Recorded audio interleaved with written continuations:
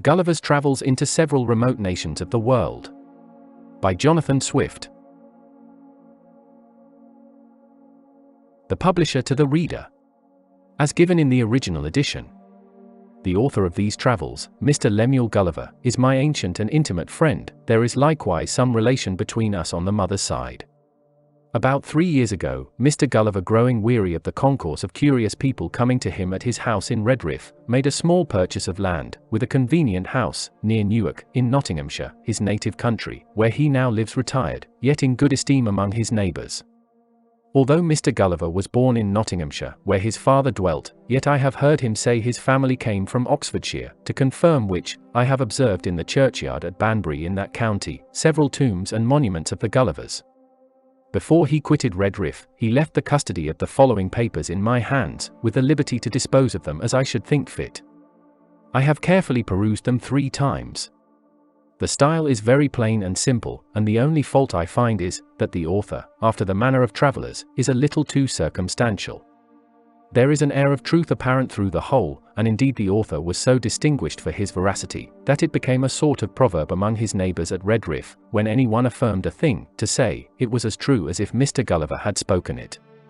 By the advice of several worthy persons, to whom, with the author's permission, I communicated these papers, I now venture to send them into the world, hoping they may be, at least for some time, a better entertainment to our young noblemen, than the common scribbles of politics and party.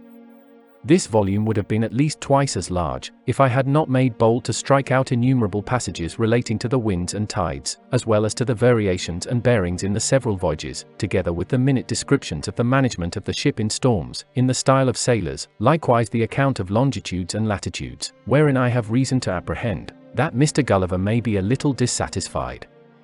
But I was resolved to fit the work as much as possible to the general capacity of readers. However, if my own ignorance in sea affairs shall have led me to commit some mistakes, I alone am answerable for them. And if any traveller hath a curiosity to see the whole work at large, as it came from the hands of the author, I will be ready to gratify him. As for any further particulars relating to the author, the reader will receive satisfaction from the first pages of the book. Richard Simpson. A letter from Captain Gulliver to his cousin Simpson. Written in the year 1727. I hope you will be ready to own publicly, whenever you shall be called to it, that by your great and frequent urgency you prevailed on me to publish a very loose and uncorrect account of my travels, with directions to hire some young gentleman of either university to put them in order, and correct the style, as my cousin Dampier did, by my advice, in his book called A Voyage Round the World. But I do not remember I gave you power to consent that anything should be omitted, and much less that anything should be inserted. Therefore, as to the latter, I do here renounce everything of that kind, particularly a paragraph about Her Majesty Queen Anne, of most pious and glorious memory, although I did reverence and esteem her more than any of human species. But you, or your interpolator, ought to have considered, that it was not my inclination, so was it not decent to praise any animal of our composition before my master Houyhnhnmland, and besides, the fact was altogether false, for to my knowledge, being in England during some part of Her Majesty's reign, she did govern by a chief minister, nay even by 2 successively, the first whereof was the Lord of Godolphin, and the second the Lord of Oxford, so that you have made me say the thing that was not. Likewise in the account of the Academy of Projectors, and several passages of my discourse to my master Houyhnhnmland, you have either omitted some material circumstances, or minced or changed them in such a manner, that I do hardly know my own work. When I formerly hinted to you something of this in a letter, you were pleased to answer that you were afraid of giving offence, that people in power were very watchful over the press, and apt not only to interpret, but to punish everything which looked like an innuendo, as I think you call it. But, pray how could that which I spoke so many years ago, and at about 5,000 leagues distance, in another reign, be applied to any of the Yahoos, who now are said to govern the herd, especially at a time when I little thought, or feared, the unhappiness of living under them? Have not I the most reason to complain, when I see these very Yahoos carried by Houyhnhnmlands in a vehicle, as if they were brutes, and those the rational creatures? And indeed to avoid so monstrous and detestable a sight was one principal motive of my retirement hither. Thus much I thought proper to tell you in relation to yourself, and to the trust one reposed in you. I do, in the next place, complain of my own great want of judgment, in being prevailed upon by the entreaties and false reasoning of you and some others, very much against my own opinion, to suffer my travels to be published. Pray bring to your mind how often I desired you to consider, when you insisted on the motive of public good, that the Yahoos were a species of animals utterly incapable of amendment by precept or example, and so it has proved. For, instead of seeing a full stop put to all abuses and corruptions, at least in this little island, as I had reason to expect, behold, after above 6 months' warning, I cannot learn that my book has produced one single effect according to my intentions. I desired you would let me know, by a letter, when party and faction were extinguished, judges learned and upright, pleaders honest and modest, with some tincture of common sense, and Smithfield blazing with pyramids of law books, the young nobility's education entirely changed, the physicians banished, the female Yahoos abounding in virtue, honor, truth, and good sense, courts and levees of great ministers thoroughly weeded and swept, wit, merit, and learning rewarded, all disgraces of the press in prose and verse condemned to eat nothing but their own cotton, and quench their thirst with their own ink. These, and 1,000 other reformations, I firmly counted upon by your encouragement, as indeed they were plainly deducible from the precepts delivered in my book. And it must be owned, that 7 months were a sufficient time to correct every vice and folly to which Yahoos are subject, if their natures had been capable of the least disposition to virtue or wisdom. Yet, so far have you been from answering my expectation in any of your letters, that on the contrary you are loading our carrier every week with libels, and keys, and reflections, and memoirs, and second parts, wherein I see myself accused of reflecting upon great state folk, of degrading human nature, for so they have still the confidence to style it, and of abusing the female sex. I find likewise that the writers of those bundles are not agreed among themselves, for some of them will not allow me to be the author of my own travels, and others make me author of books to which I am wholly a stranger. I find likewise that your printer has been so careless as to confound the times, and mistake the dates, of my several voyages and returns, neither assigning the true year, nor the true month, nor day of the month, and I hear the original manuscript is all destroyed since the publication of my book, neither have I any copy left. However, I have sent you some corrections, which you may insert, if ever there should be a second edition, and yet I cannot stand to them, but shall leave that matter to my judicious and candid readers to adjust it as they please. I hear some of our sea Yahoos find fault with my sea language, as not proper in many parts, nor now in use. I cannot help it. In my first voyages, while I was young, I was instructed by the oldest mariners, and learned to speak as they did.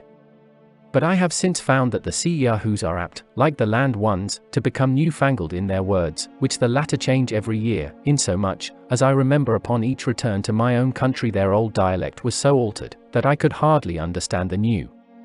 And I observe, when any Yahoo comes from London out of curiosity to visit me at my house, we neither of us are able to deliver our conceptions in a manner intelligible to the other. If the censure of the Yahoos could any way affect me, I should have great reason to complain, that some of them are so bold as to think my book of travels a mere fiction out of mine own brain, and have gone so far as to drop hints, that the Houyhnhnmlands and Yahoos have no more existence than the inhabitants of Utopia. Indeed I must confess, that as to the people of Lilliput, Brobdingnag, for so the word should have been spelt, and not erroneously Brobding, and Laputa, I have never yet heard of any Yahoo so presumptuous as to dispute their being, or the facts I have related concerning them, because the truth immediately strikes every reader with conviction.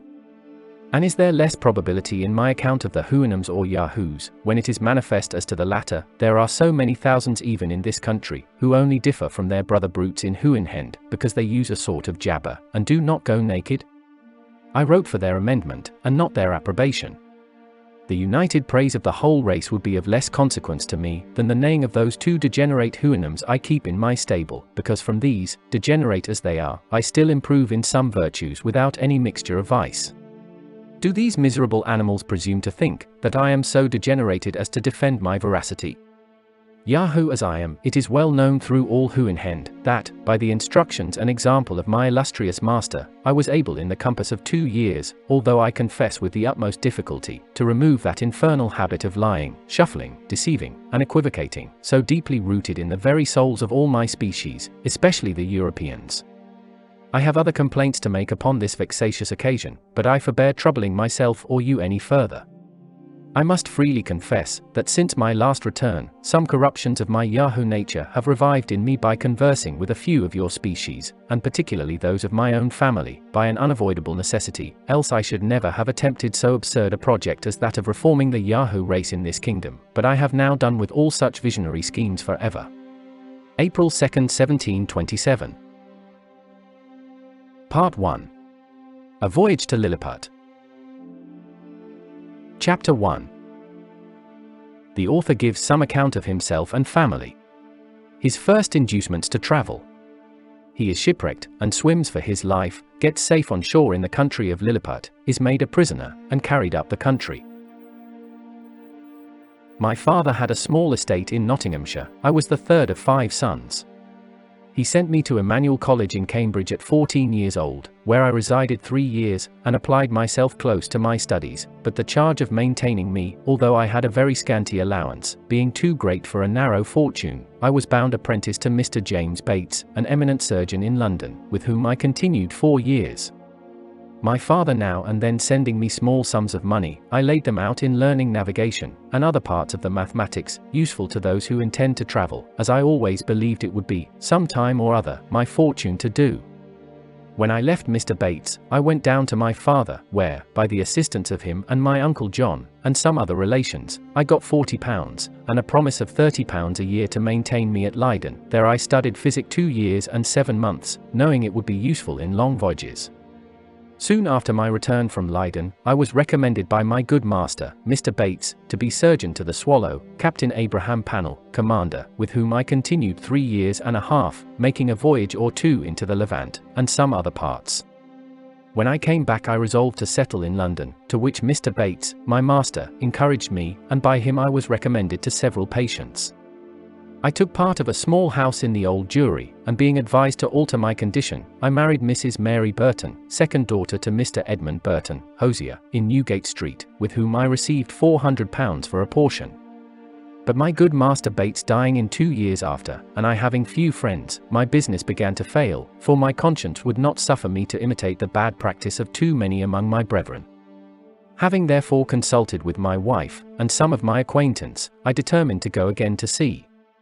I was surgeon successively in 2 ships, and made several voyages, for 6 years, to the East and West Indies, by which I got some addition to my fortune. My hours of leisure I spent in reading the best authors, ancient and modern, being always provided with a good number of books, and when I was ashore, in observing the manners and dispositions of the people, as well as learning their language, wherein I had a great facility, by the strength of my memory. The last of these voyages not proving very fortunate, I grew weary of the sea, and intended to stay at home with my wife and family. I removed from the Old Jewry to Fetter Lane, and from thence to Wapping, hoping to get business among the sailors, but it would not turn to account. After 3 years' expectation that things would mend, I accepted an advantageous offer from Captain William Pritchard, master of the Antelope, who was making a voyage to the South Sea. We set sail from Bristol, May 4, 1699, and our voyage was at first very prosperous. It would not be proper, for some reasons, to trouble the reader with the particulars of our adventures in those seas. Let it suffice to inform him, that in our passage from thence to the East Indies, we were driven by a violent storm to the northwest of Van Diemen's Land. By an observation, we found ourselves in the latitude of 30 degrees 2 minutes south. 12 of our crew were dead by immoderate labour and ill food, the rest were in a very weak condition. On the 5th of November, which was the beginning of summer in those parts, the weather being very hazy, the seamen spied a rock within half a cable's length of the ship, but the wind was so strong, that we were driven directly upon it, and immediately split. 6 of the crew, of whom I was one, having let down the boat into the sea, made a shift to get clear of the ship and the rock. We rowed, by my computation, about 3 leagues, till we were able to work no longer, being already spent with labour while we were in the ship. We therefore trusted ourselves to the mercy of the waves, and in about half an hour the boat was overset by a sudden flurry from the north. What became of my companions in the boat, as well as of those who escaped on the rock, or were left in the vessel, I cannot tell, but conclude they were all lost. For my own part, I swam as fortune directed me, and was pushed forward by wind and tide. I often let my legs drop, and could feel no bottom, but when I was almost gone, and able to struggle no longer, I found myself within my depth, and by this time the storm was much abated. The declivity was so small, that I walked near a mile before I got to the shore, which I conjectured was about 8 o'clock in the evening. I then advanced forward near half a mile, but could not discover any sign of houses or inhabitants, at least I was in so weak a condition, that I did not observe them. I was extremely tired, and with that, and the heat of the weather, and about half a pint of brandy that I drank as I left the ship, I found myself much inclined to sleep. I lay down on the grass, which was very short and soft, where I slept sounder than ever I remembered to have done in my life, and, as I reckoned, about 9 hours, for when I awaked, it was just daylight. I attempted to rise, but was not able to stir, for, as I happened to lie on my back, I found my arms and legs were strongly fastened on each side to the ground, and my hair, which was long and thick, tied down in the same manner. I likewise felt several slender ligatures across my body, from my armpits to my thighs. I could only look upwards, the sun began to grow hot, and the light offended my eyes. I heard a confused noise about me, but in the posture I lay, could see nothing except the sky. In a little time I felt something alive moving on my left leg, which advancing gently forward over my breast, came almost up to my chin, when, bending my eyes downwards as much as I could, I perceived it to be a human creature not 6 inches high, with a bow and arrow in his hands, and a quiver at his back. In the meantime, I felt at least 40 more of the same kind, as I conjectured, following the first.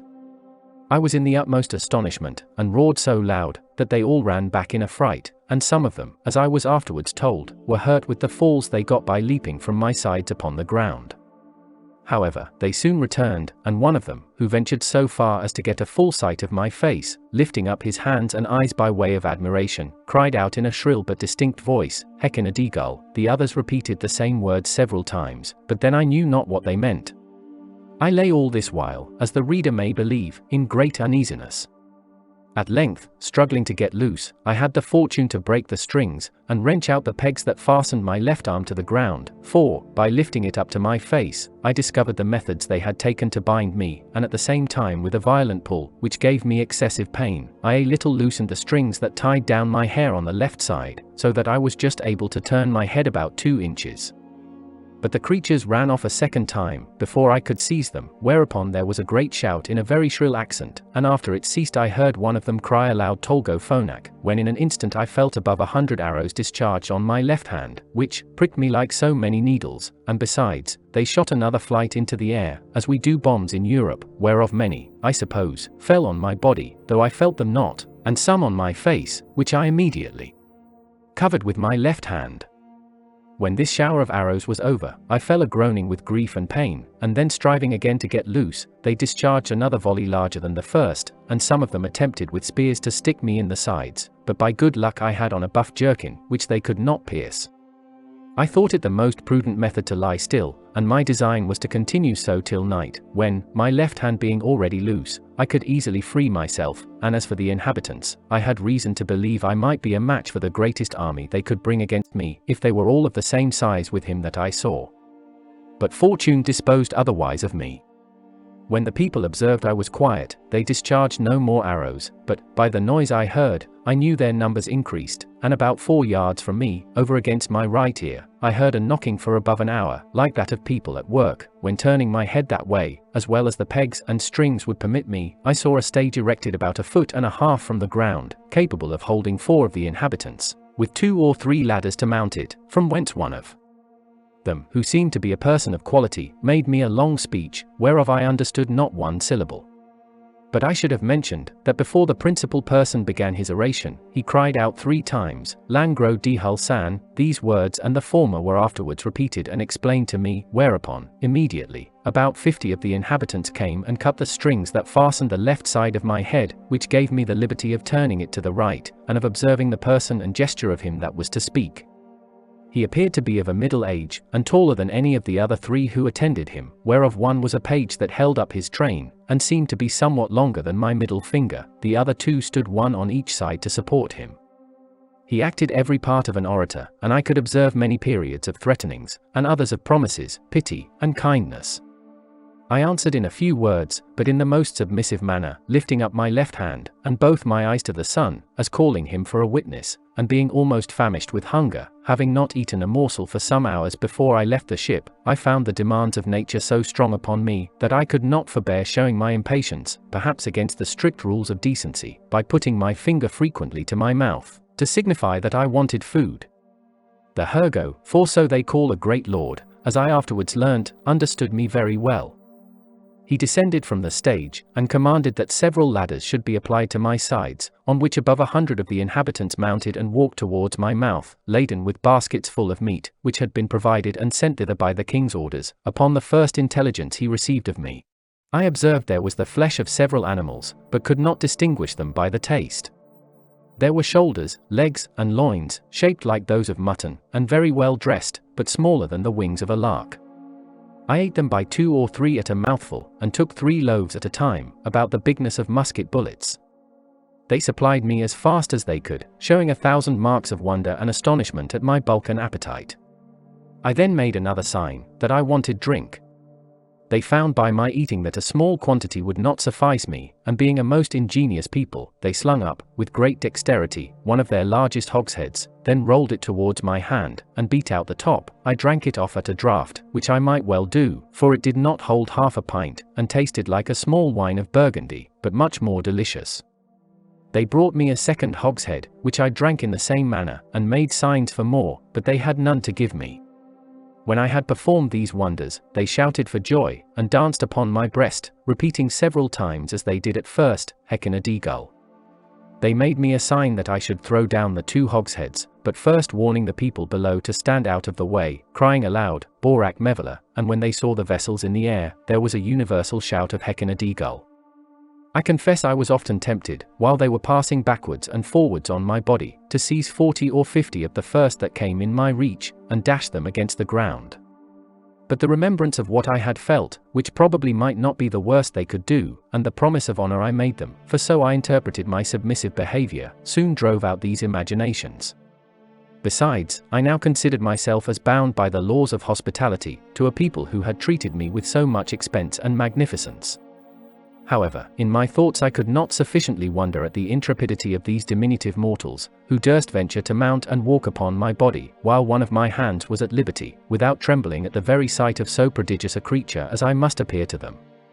After some time, when they observed that I made no more demands for meat, there appeared before me a person of high rank from His Imperial Majesty.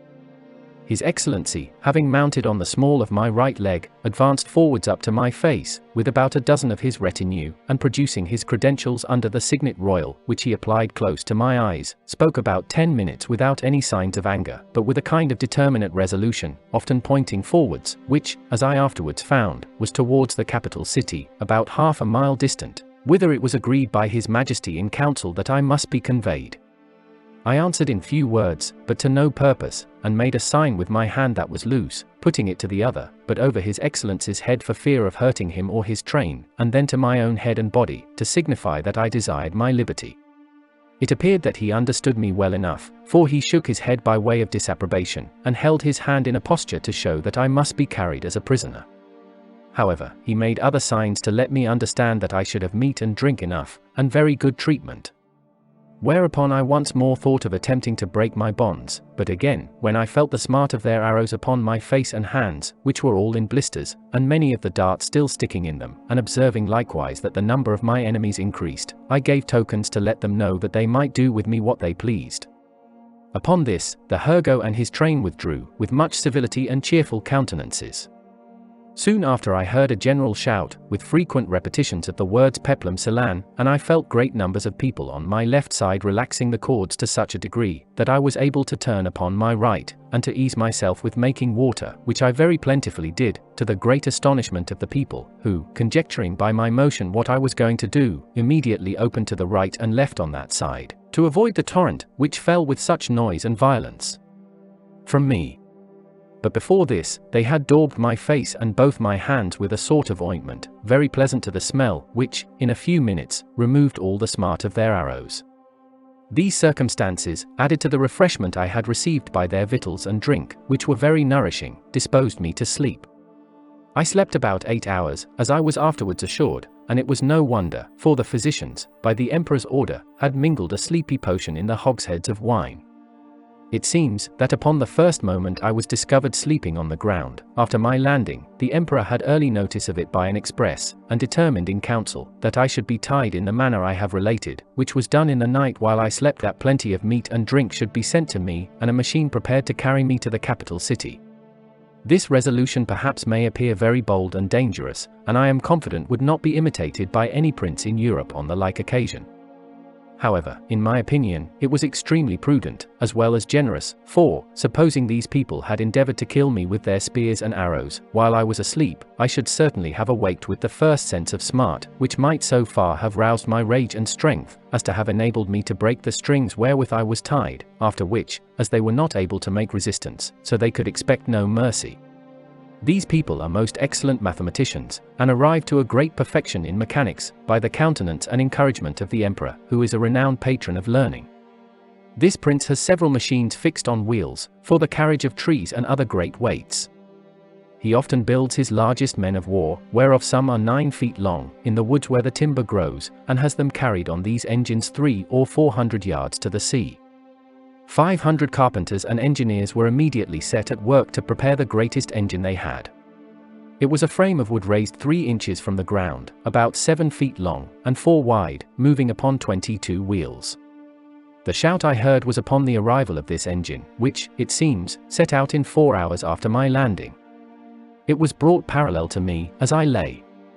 But the principal difficulty was to raise and place me in this vehicle.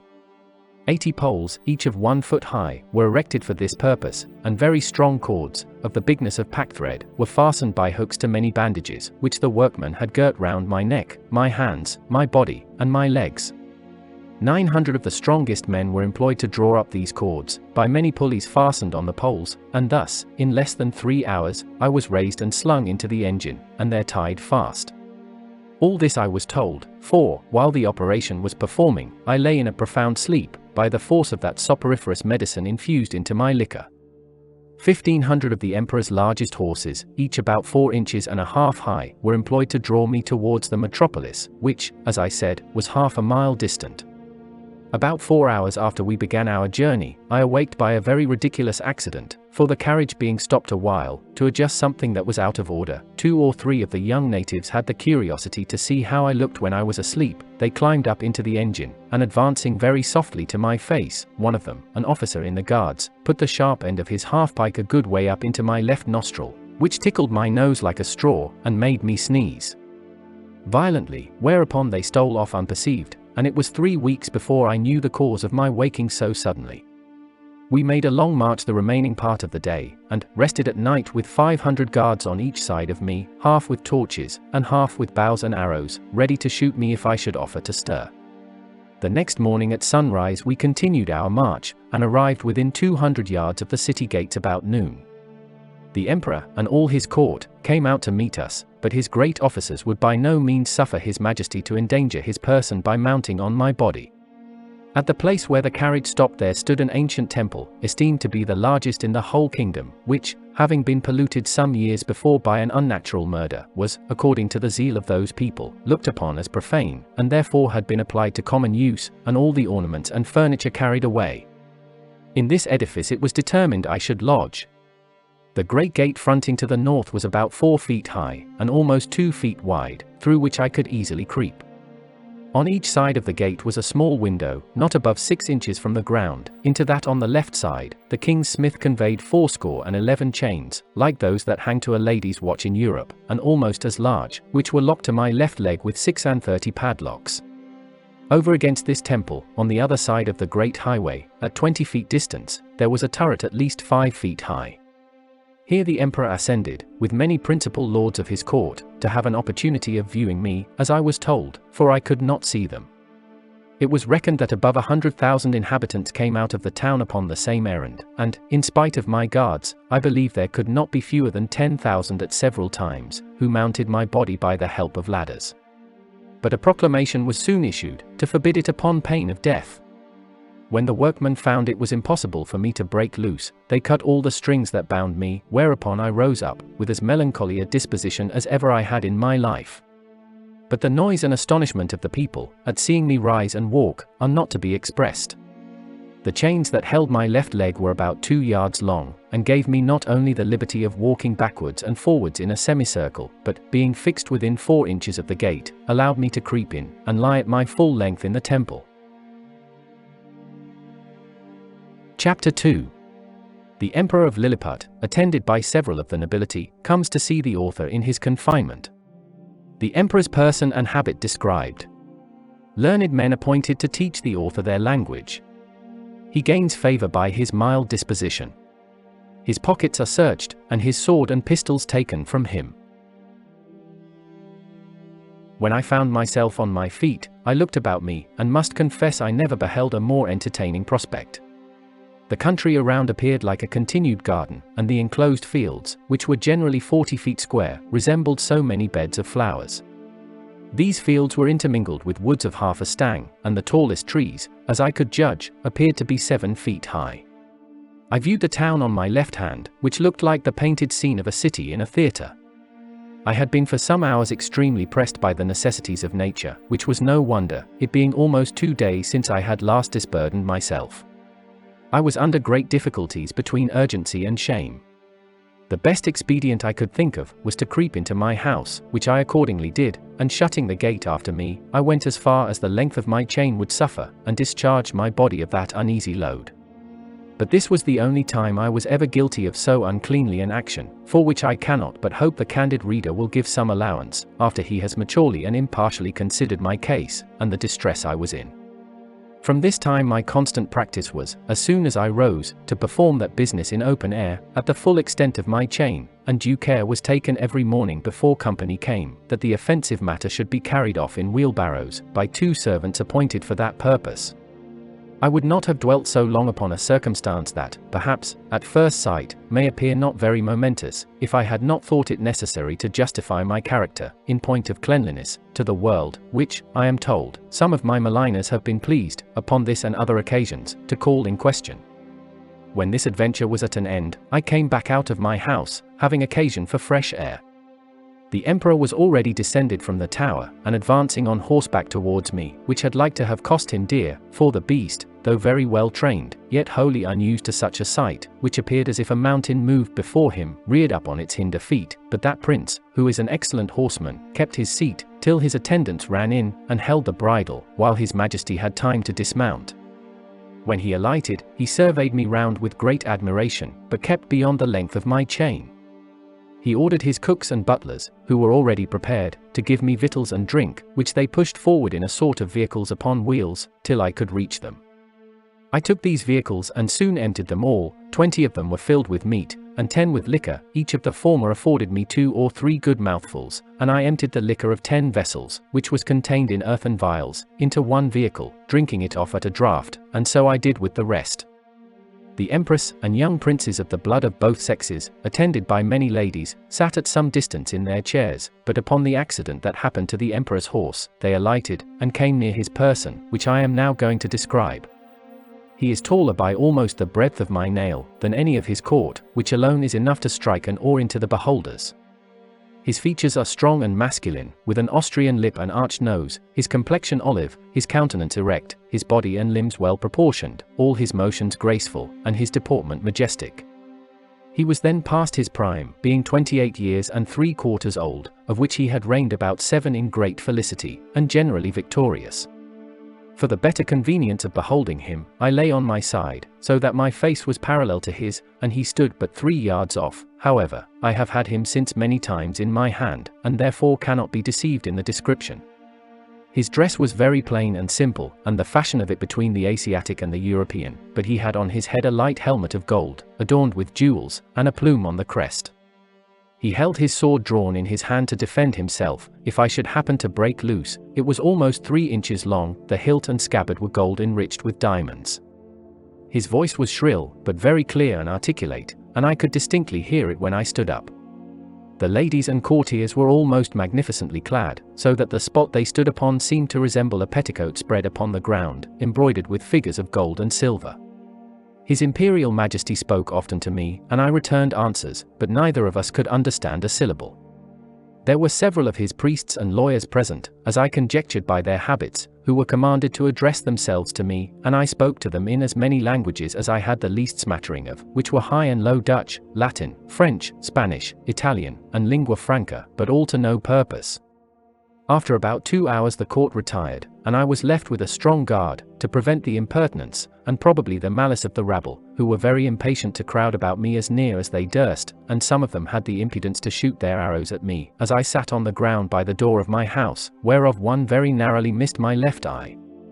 But the colonel ordered 6 of the ringleaders to be seized, and thought no punishment so proper as to deliver them bound into my hands, which some of his soldiers accordingly did, pushing them forward with the butt ends of their pikes into my reach. I took them all in my right hand, put 5 of them into my coat pocket, and as to the 6th, I made a countenance as if I would eat him alive. The poor man squalled terribly, and the colonel and his officers were in much pain, especially when they saw me take out my penknife, but I soon put them out of fear, for, looking mildly, and immediately cutting the strings he was bound with, I set him gently on the ground, and away he ran. I treated the rest in the same manner, taking them one by one out of my pocket, and I observed both the soldiers and people were highly delighted at this mark of my clemency, which was represented very much to my advantage at court. Towards night I got with some difficulty into my house, where I lay on the ground, and continued to do so about a fortnight, during which time, the emperor gave orders to have a bed prepared for me.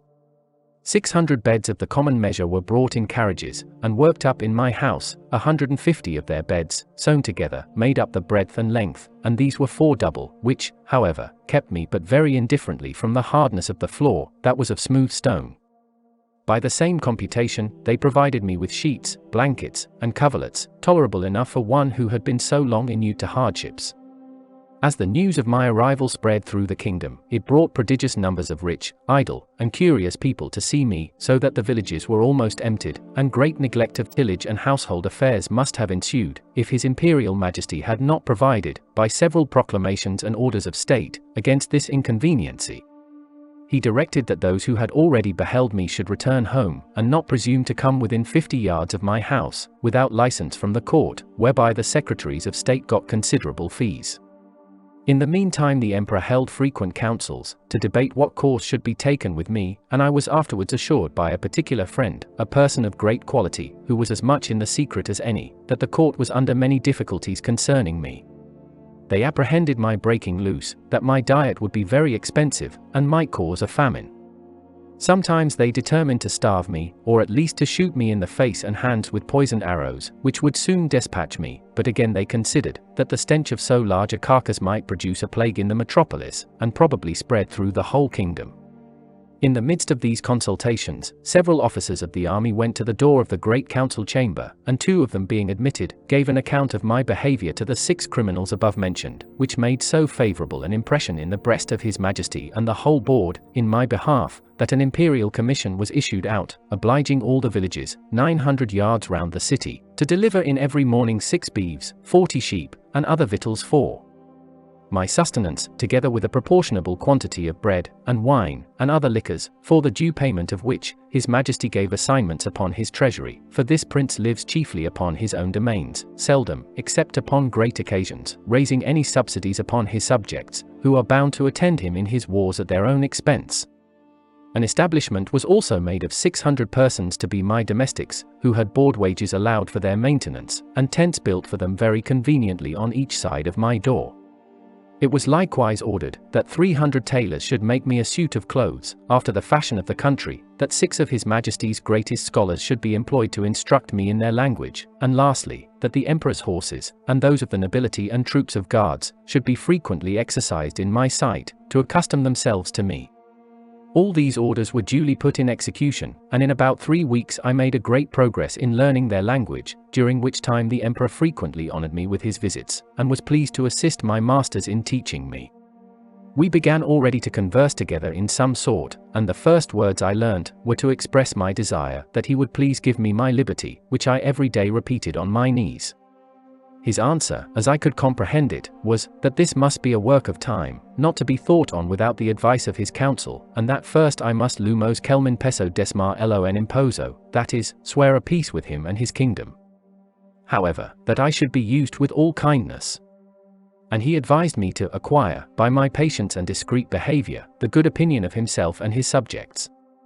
He desired I would not take it ill, if he gave orders to certain proper officers to search me, for probably I might carry about me several weapons, which must needs be dangerous things, if they answered the bulk of so prodigious a person. I said, His Majesty should be satisfied, for I was ready to strip myself, and turn up my pockets before him. This I delivered part in words, and part in signs. He replied, that, by the laws of the kingdom, I must be searched by 2 of his officers, that he knew this could not be done without my consent and assistance, and he had so good an opinion of my generosity and justice, as to trust their persons in my hands, that whatever they took from me, should be returned when I left the country, or paid for at the rate which I would set upon them. I took up the 2 officers in my hands, put them first into my coat pockets, and then into every other pocket about me, except my 2 fobs, and another secret pocket, which I had no mind should be searched, wherein I had some little necessaries that were of no consequence to any but myself. In one of my fobs there was a silver watch, and in the other a small quantity of gold in a purse. These gentlemen, having pen, ink, and paper about them, made an exact inventory of everything they saw, and when they had done, desired I would set them down, that they might deliver it to the emperor. This inventory I afterwards translated into English, and is, word for word, as follows. Imprimis, in the right coat pocket of the great man Mountain, for so I interpret the words quinbus flestrin, after the strictest search, we found only one great piece of coarse cloth, large enough to be a footcloth for your Majesty's chief room of state. In the left pocket we saw a huge silver chest, with a cover of the same metal, which we, the searchers, were not able to lift. We desired it should be opened, and one of us stepping into it, found himself up to the mid-leg in a sort of dust, some part whereof flying up to our faces set us both a-sneezing for several times together. In his right waistcoat pocket we found a prodigious bundle of white thin substances, folded one over another, about the bigness of 3 men, tied with a strong cable, and marked with black figures, which we humbly conceived to be writings, every letter almost half as large as the palm of our hands. In the left there was a sort of engine, from the back of which were extended 20 long poles, resembling the palisadoes before your Majesty's court, wherewith we conjecture the man Mountain combs his head, for we did not always trouble him with questions, because we found it a great difficulty to make him understand us.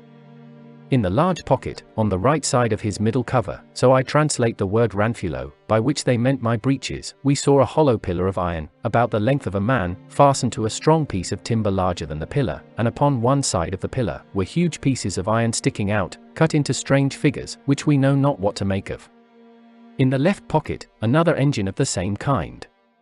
In the smaller pocket on the right side, were several round flat pieces of white and red metal, of different bulk. Some of the white, which seemed to be silver, were so large and heavy, that my comrade and I could hardly lift them. In the left pocket were 2 black pillars irregularly shaped. We could not, without difficulty, reach the top of them, as we stood at the bottom of his pocket. One of them was covered, and seemed all of a piece, but at the upper end of the other there appeared a white round substance, about twice the bigness of our heads. Within each of these was enclosed a prodigious plate of steel, which, by our orders, we obliged him to show us, because we apprehended they might be dangerous engines. He took them out of their cases, and told us, that in his own country his practice was to shave his beard with one of these, and cut his meat with the other. There were 2 pockets which we could not enter, these he called his fobs. They were 2 large slits cut into the top of his middle cover, but squeezed close by the pressure of his belly. Out of the right fob hung a great silver chain, with a wonderful kind of engine at the bottom. We directed him to draw out whatever was at the end of that chain, which appeared to be a globe, half silver, and half of some transparent metal, for, on the transparent side, we saw certain strange figures circularly drawn, and thought we could touch them, till we found our fingers stopped by the lucid substance. He put this engine into our ears, which made an incessant noise, like that of a water-mill, and we conjecture it is either some unknown animal, or the god that he worships, but we are more inclined to the latter opinion, because he assured us, if we understood him right, for he expressed himself very imperfectly, that he seldom did anything without consulting it. He called it his oracle, and said, it pointed out the time for every action of his life.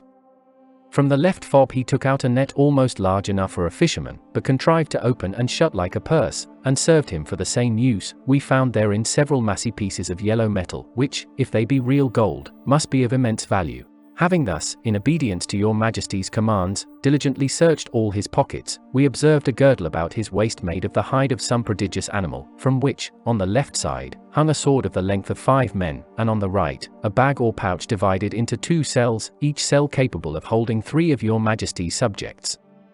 In one of these cells were several globes, or balls, of a most ponderous metal, about the bigness of our heads, and requiring a strong hand to lift them. The other cell contained a heap of certain black grains, but of no great bulk or weight, for we could hold above 50 of them in the palms of our hands. This is an exact inventory of what we found about the body of the Man Mountain, who used us with great civility, and due respect to your Majesty's commission. Signed and sealed on the 4th day of the 89th moon of your Majesty's auspicious reign. Clefrin Freelock, Marcy Freelock.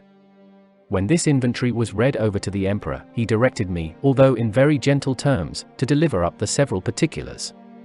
He first called for my scimitar, which I took out, scabbard and all. In the meantime he ordered 3,000 of his choicest troops, who then attended him, to surround me at a distance, with their bows and arrows just ready to discharge, but I did not observe it, for my eyes were wholly fixed upon his Majesty. He then desired me to draw my scimitar, which, although it had got some rust by the sea water, was, in most parts, exceeding bright. I did so, and immediately all the troops gave a shout between terror and surprise, for the sun shone clear, and the reflection dazzled their eyes, as I waved the scimitar to and fro in my hand. His Majesty, who is a most magnanimous prince, was less daunted than I could expect. He ordered me to return it into the scabbard, and cast it on the ground as gently as I could, about 6 feet from the end of my chain.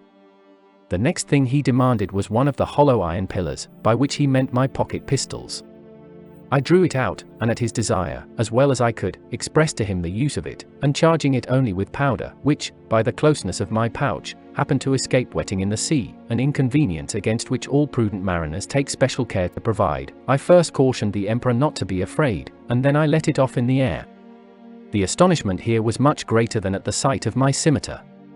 Hundreds fell down as if they had been struck dead, and even the Emperor, although he stood his ground, could not recover himself for some time. I delivered up both my pistols in the same manner as I had done my scimitar, and then my pouch of powder and bullets, begging him that the former might be kept from fire, for it would kindle with the smallest spark, and blow up his imperial palace into the air.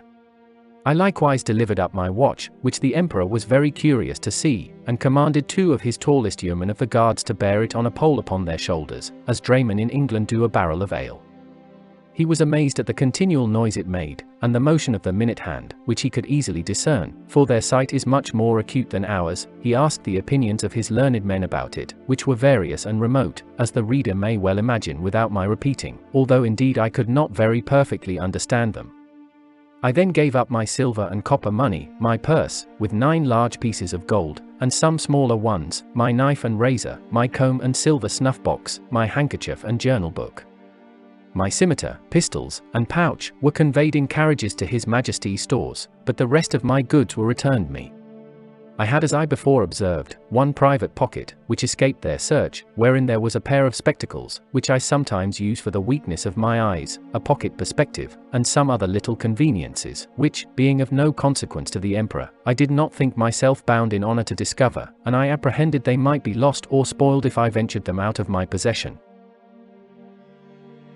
Chapter 3. The author diverts the Emperor, and his nobility of both sexes, in a very uncommon manner. The diversions of the court of Lilliput described. The author has his liberty granted him upon certain conditions. My gentleness and good behaviour had gained so far on the Emperor and his court, and indeed upon the army and people in general, that I began to conceive hopes of getting my liberty in a short time. I took all possible methods to cultivate this favourable disposition. The natives came, by degrees, to be less apprehensive of any danger from me. I would sometimes lie down, and let 5 or 6 of them dance on my hand, and at last the boys and girls would venture to come and play at hide-and-seek in my hair. I had now made a good progress in understanding and speaking the language. The Emperor had a mind one day to entertain me with several of the country shows, wherein they exceed all nations I have known, both for dexterity and magnificence. I was diverted with none so much as that of the rope dancers, performed upon a slender white thread, extended about 2 feet, and 12 inches from the ground. Upon which I shall desire liberty, with the reader's patience, to enlarge a little.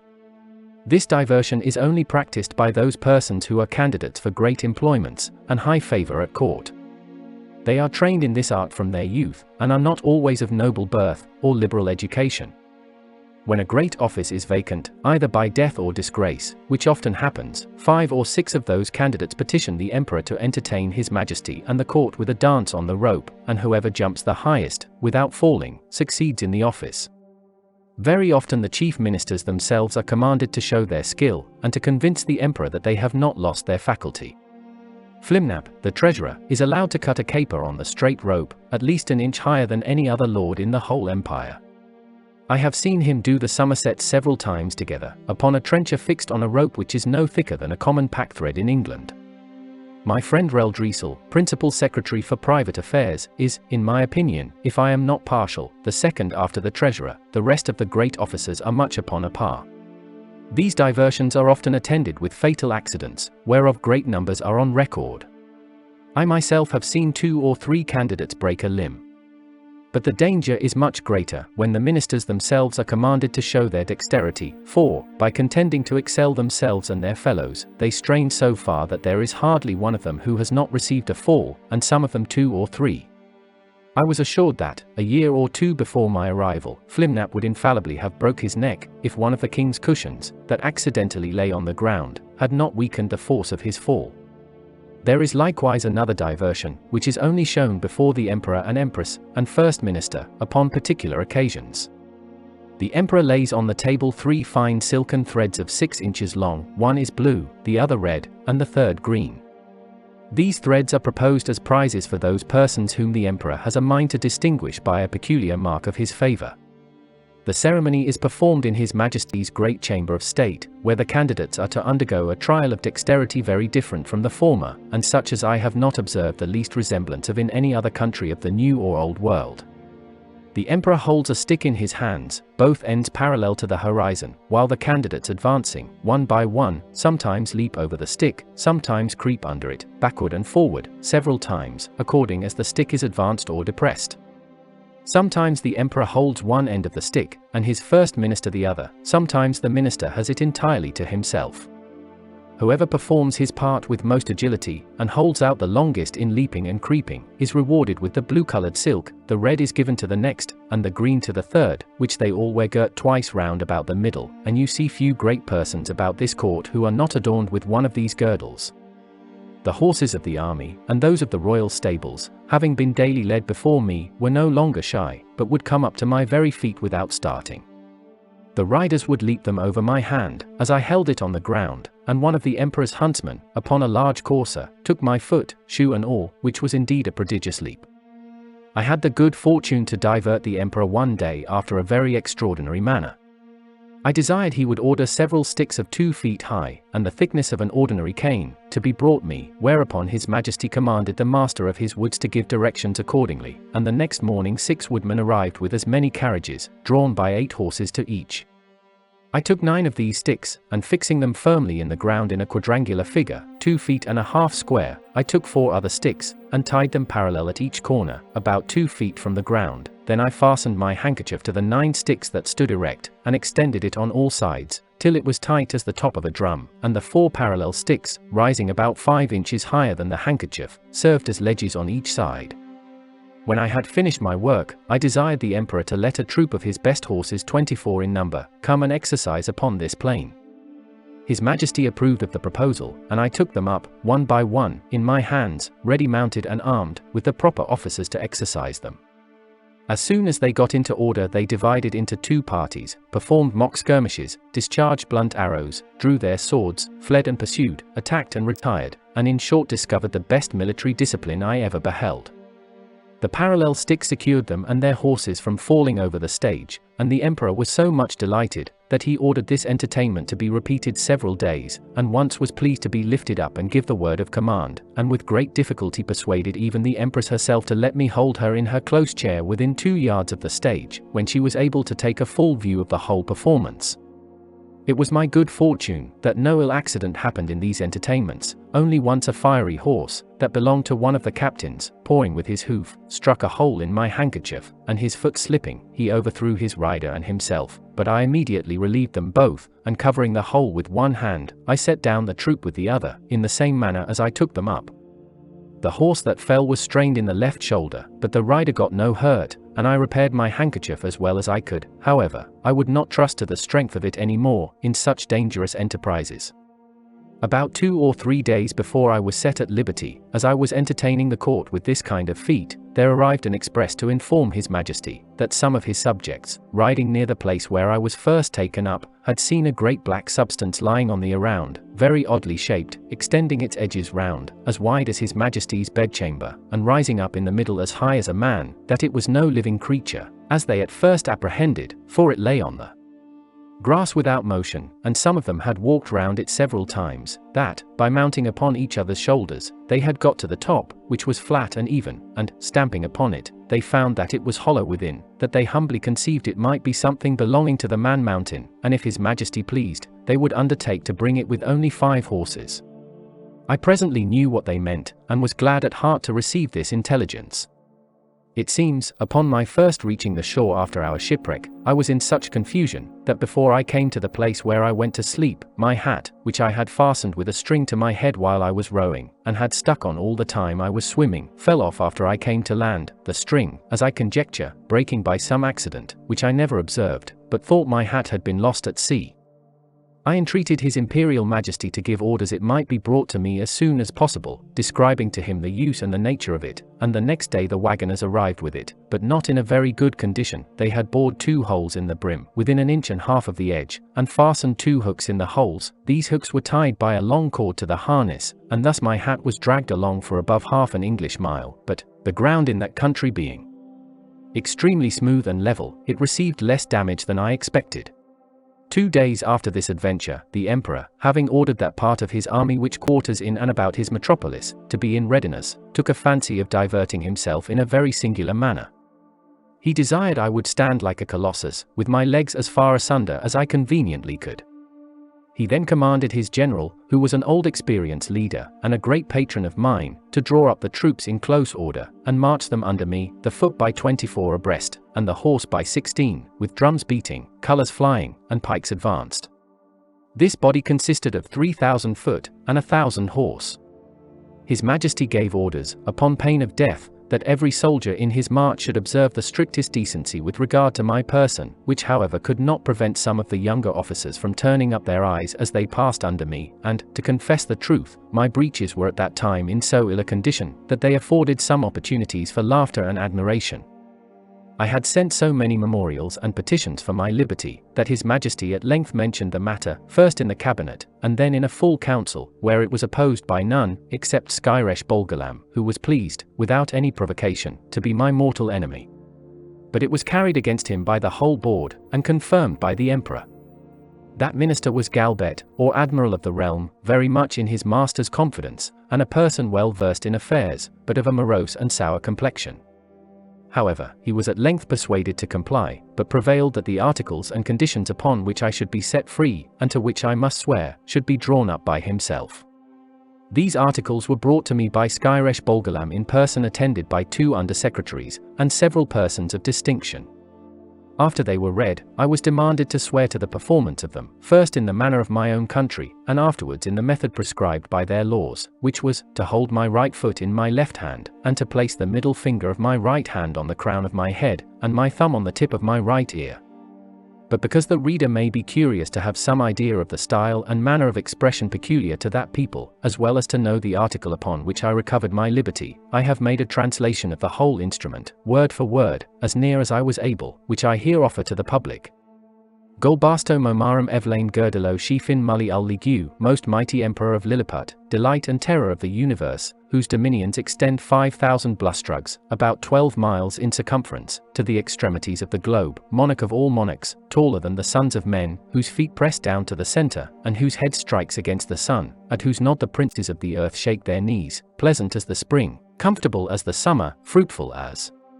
autumn, dreadful as winter, His most sublime Majesty proposes to the Man Mountain, lately arrived at our celestial dominions, the following articles, which, by a solemn oath, he shall be obliged to perform. First, the Man Mountain shall not depart from our dominions, without our license under our great seal. 2d. He shall not presume to come into our metropolis, without our express order, at which time, the inhabitants shall have 2 hours warning to keep within doors. 3d. The said man-mountain shall confine his walks to our principal high roads, and not offer to walk, or lie down, in a meadow or field of corn. 4th. As he walks the said roads, he shall take the utmost care not to trample upon the bodies of any of our loving subjects, their horses, or carriages, nor take any of our subjects into his hands without their own consent. 5th. If an express requires extraordinary despatch, the man-mountain shall be obliged to carry, in his pocket, the messenger and horse a 6 days' journey, once in every moon, and return the said messenger back, if so required, safe to our imperial presence. 6th. He shall be our ally against our enemies in the island of Blefuscu, and do his utmost to destroy their fleet, which is now preparing to invade us. 7th. That the said man-mountain shall, at his times of leisure, be aiding and assisting to our workmen, in helping to raise certain great stones, towards covering the wall of the principal park, and other our royal buildings. 8th. That the said man-mountain shall, in 2 moons' time, deliver in an exact survey of the circumference of our dominions, by a computation of his own paces round the coast. Lastly, that, upon his solemn oath to observe all the above articles, the said man-mountain shall have a daily allowance of meat and drink sufficient for the support of 1724 of our subjects, with free access to our royal person, and other marks of our favour. Given at our palace at Belfabarak, the 12th day of the 91st moon of our reign.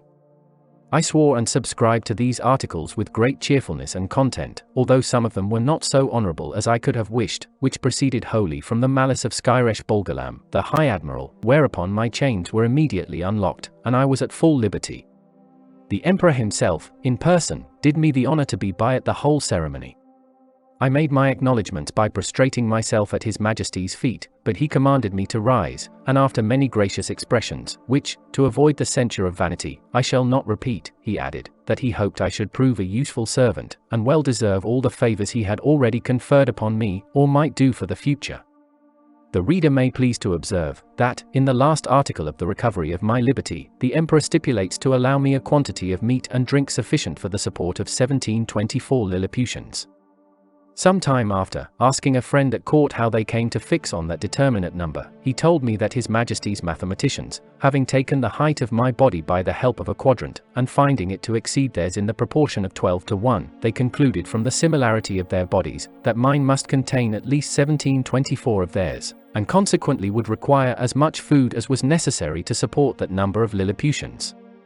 By which the reader may conceive an idea of the ingenuity of that people, as well as the prudent and exact economy of so great a prince.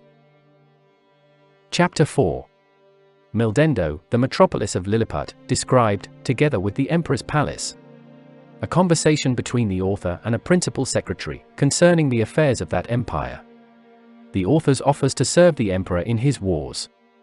The first request I made, after I had obtained my liberty, was, that I might have license to see Mildendo, the metropolis, which the Emperor easily granted me, but with a special charge to do no hurt either to the inhabitants or their houses. The people had notice, by proclamation, of my design to visit the town.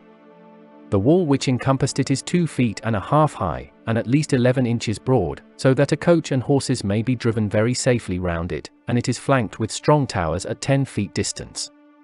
I stepped over the great western gate, and passed very gently, and sidling, through the 2 principal streets, only in my short waistcoat, for fear of damaging the roofs and eaves of the houses with the skirts of my coat. I walked with the utmost circumspection, to avoid treading on any stragglers who might remain in the streets, although the orders were very strict, that all people should keep in their houses, at their own peril. The garret windows and tops of houses were so crowded with spectators, that I thought in all my travels I had not seen a more populous place. The city is an exact square, each side of the wall being 500 feet long. The 2 great streets, which run across and divide it into 4 quarters, are 5 feet wide. The lanes and alleys, which I could not enter, but only view them as I passed, are from 12 to 18 inches. The town is capable of holding 500,000 souls, the houses are from 3 to 5 stories, the shops and markets well provided. The Emperor's palace is in the center of the city where the 2 great streets meet. It is enclosed by a wall of 2 feet high, and 20 feet distant from the buildings. I had His Majesty's permission to step over this wall, and, the space being so wide between that and the palace, I could easily view it on every side. The outward court is a square of 40 feet, and includes 2 other courts. In the inmost are the royal apartments, which I was very desirous to see, but found it extremely difficult, for the great gates, from one square into another, were but 18 inches high, and 7 inches wide. Now the buildings of the outer court were at least 5 feet high, and it was impossible for me to stride over them without infinite damage to the pile, though the walls were strongly built of hewn stone, and 4 inches thick.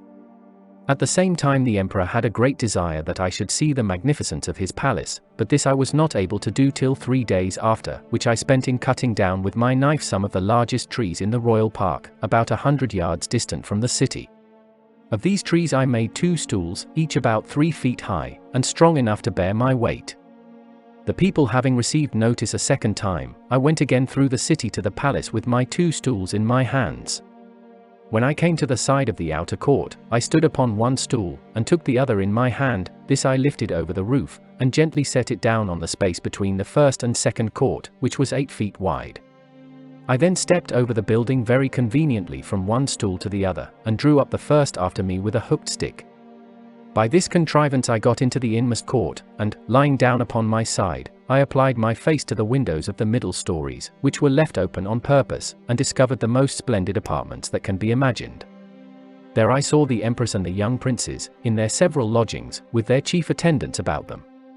Her Imperial Majesty was pleased to smile very graciously upon me, and gave me out of the window her hand to kiss. But I shall not anticipate the reader with further descriptions of this kind, because I reserve them for a greater work, which is now almost ready for the press, containing a general description of this empire, from its first erection, through a long series of princes, with a particular account of their wars and politics, laws, learning, and religion, their plants and animals, their peculiar manners and customs, with other matters very curious and useful, my chief design at present being only to relate such events and transactions as happened to the public or to myself during a residence of about 9 months in that empire. One morning, about a fortnight after I had obtained my liberty, Reldresel, principal secretary, as they style him, for private affairs, came to my house attended only by one servant. He ordered his coach to wait at a distance, and desired I would give him an hour's audience, which I readily consented to, on account of his quality and personal merits, as well as of the many good offices he had done me during my solicitations at court. I offered to lie down that he might the more conveniently reach my ear, but he chose rather to let me hold him in my hand during our conversation. He began with compliments on my liberty, said he might pretend to some merit in it, but, however, added, that if it had not been for the present situation of things at court, perhaps I might not have obtained it so soon. For, said he, as flourishing a condition as we may appear to be into foreigners, we labor under 2 mighty evils, a violent faction at home, and the danger of an invasion, by a most potent enemy, from abroad. As to the first, you are to understand, that for about 70 moons past there have been 2 struggling parties in this empire, under the names of Tremexan and Slamexan, from the high and low heels of their shoes, by which they distinguish themselves. It is alleged, indeed, that the high heels are most agreeable to our ancient constitution, but, however this be, His Majesty has determined to make use only of low heels in the administration of the government, and all offices in the gift of the crown, as you cannot but observe, and particularly that His Majesty's imperial heels are lower at least by a drur than any of his court. Drur is a measure about the 14th part of an inch. The animosities between these 2 parties run so high, that they will neither eat, nor drink, nor talk with each other. We compute the Tremexan, or high heels, to exceed us in number, but the power is wholly on our side. We apprehend His Imperial Highness, the heir to the crown, to have some tendency towards the high heels. At least we can plainly discover that one of his heels is higher than the other, which gives him a hobble in his gait. Now, in the midst of these intestine disquiets, we are threatened with an invasion from the island of Blefuscu, which is the other great empire of the universe, almost as large and powerful as this of His Majesty. For as to what we have heard you affirm, that there are other kingdoms and states in the world inhabited by human creatures as large as yourself, our philosophers are in much doubt, and would rather conjecture that you dropped from the moon, or one of the stars, because it is certain, that 100 mortals of your bulk would in a short time destroy all the fruits and cattle of His Majesty's dominions. Besides, our histories of 6,000 moons make no mention of any other regions than the 2 great empires of Lilliput and Blefuscu, which 2 mighty powers have, as I was going to tell you, been engaged in a most obstinate war for 36 moons past. It began upon the following occasion. It is allowed on all hands that the primitive way of breaking eggs, before we eat them, was upon the larger end, but His present Majesty's grandfather, while he was a boy, going to eat an egg, and breaking it according to the ancient practice, happened to cut one of his fingers. Whereupon the emperor his father published an edict, commanding all his subjects, upon great penalties, to break the smaller end of their eggs. The people so highly resented this law, that our histories tell us, there have been 6 rebellions raised on that account, wherein one emperor lost his life, and another his crown. These civil commotions were constantly fomented by the monarchs of Blefuscu, and when they were quelled, the exiles always fled for refuge to that empire. It is computed that 11,000 persons have at several times suffered death, rather than submit to break their eggs at the smaller end. Many hundred large volumes have been published upon this controversy, but the books of the big Endians have been long forbidden, and the whole party rendered incapable by law of holding employments. During the course of these troubles, the emperors of Blefuscu did frequently expostulate by their ambassadors, accusing us of making a schism in religion, by offending against a fundamental doctrine of our great prophet Lustrog, in the 54th chapter of the Brobdingnag, which is their Alcoran. This, however, is thought to be a mere strain upon the text, for the words are these, that all true believers break their eggs at the convenient end. And which is the convenient end, seems, in my humble opinion, to be left to every man's conscience, or at least in the power of the chief magistrate to determine. Now, the big Endian exiles have found so much credit in the Emperor of Blefuscu's court, and so much private assistance and encouragement from their party here at home, that a bloody war has been carried on between the two empires for 36 moons, with various success, during which time we have lost 40 capital ships, and a much greater number of smaller vessels, together with 30,000 of our best seamen and soldiers, and the damage received by the enemy is reckoned to be somewhat greater than ours. However, they have now equipped a numerous fleet, and are just preparing to make a descent upon us, and His Imperial Majesty, placing great confidence in your valor and strength, has commanded me to lay this account of his affairs before you. I desired the secretary to present my humble duty to the emperor, and to let him know, that I thought it would not become me, who was a foreigner, to interfere with parties, but I was ready, with the hazard of my life, to defend his person and state against all invaders. Chapter 5. The author, by an extraordinary stratagem, prevents an invasion. A high title of honor is conferred upon him. Ambassadors arrive from the Emperor of Blefuscu, and sue for peace. The Empress's apartment on fire by an accident, the author instrumental in saving the rest of the palace. The Empire of Blefuscu is an island situated to the northeast of Lilliput, from which it is parted only by a channel of 800 yards wide.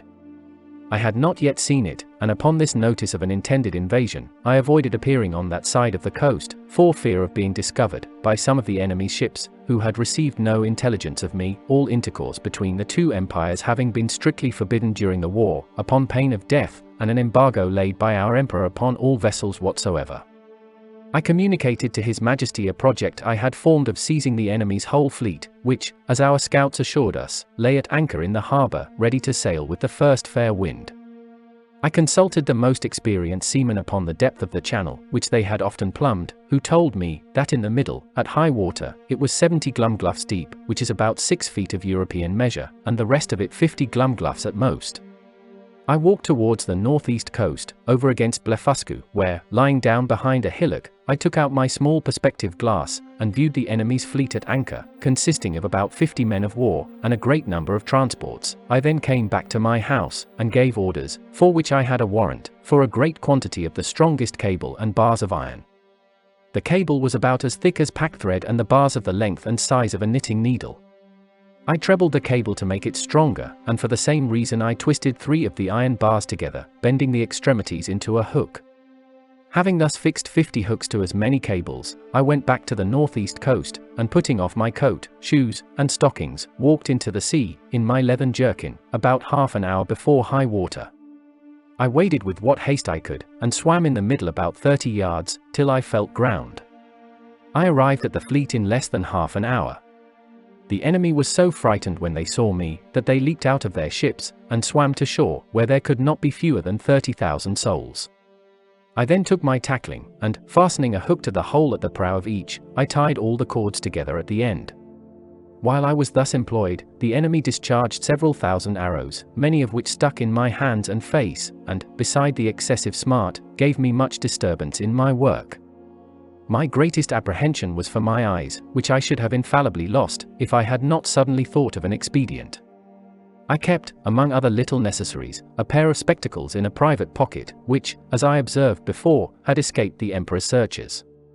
These I took out and fastened as strongly as I could upon my nose, and thus armed, went on boldly with my work, in spite of the enemy's arrows, many of which struck against the glasses of my spectacles, but without any other effect, further than a little to discompose them.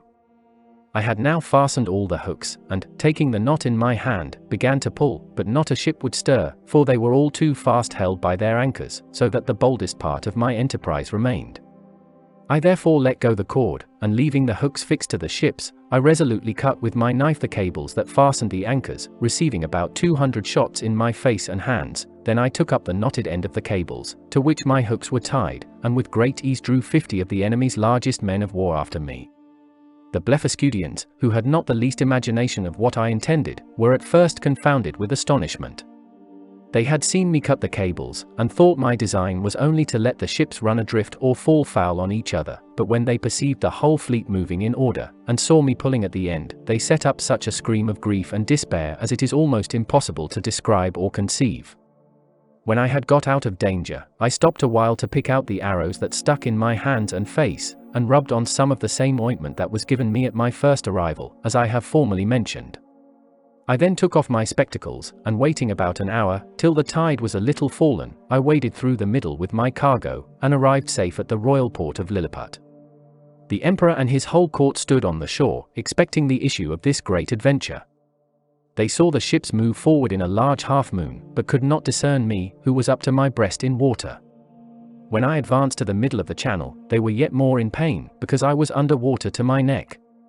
The Emperor concluded me to be drowned, and that the enemy's fleet was approaching in a hostile manner, but he was soon eased of his fears, for the channel growing shallower every step I made, I came in a short time within hearing, and holding up the end of the cable, by which the fleet was fastened, I cried in a loud voice, "Long live the most puissant King of Lilliput!"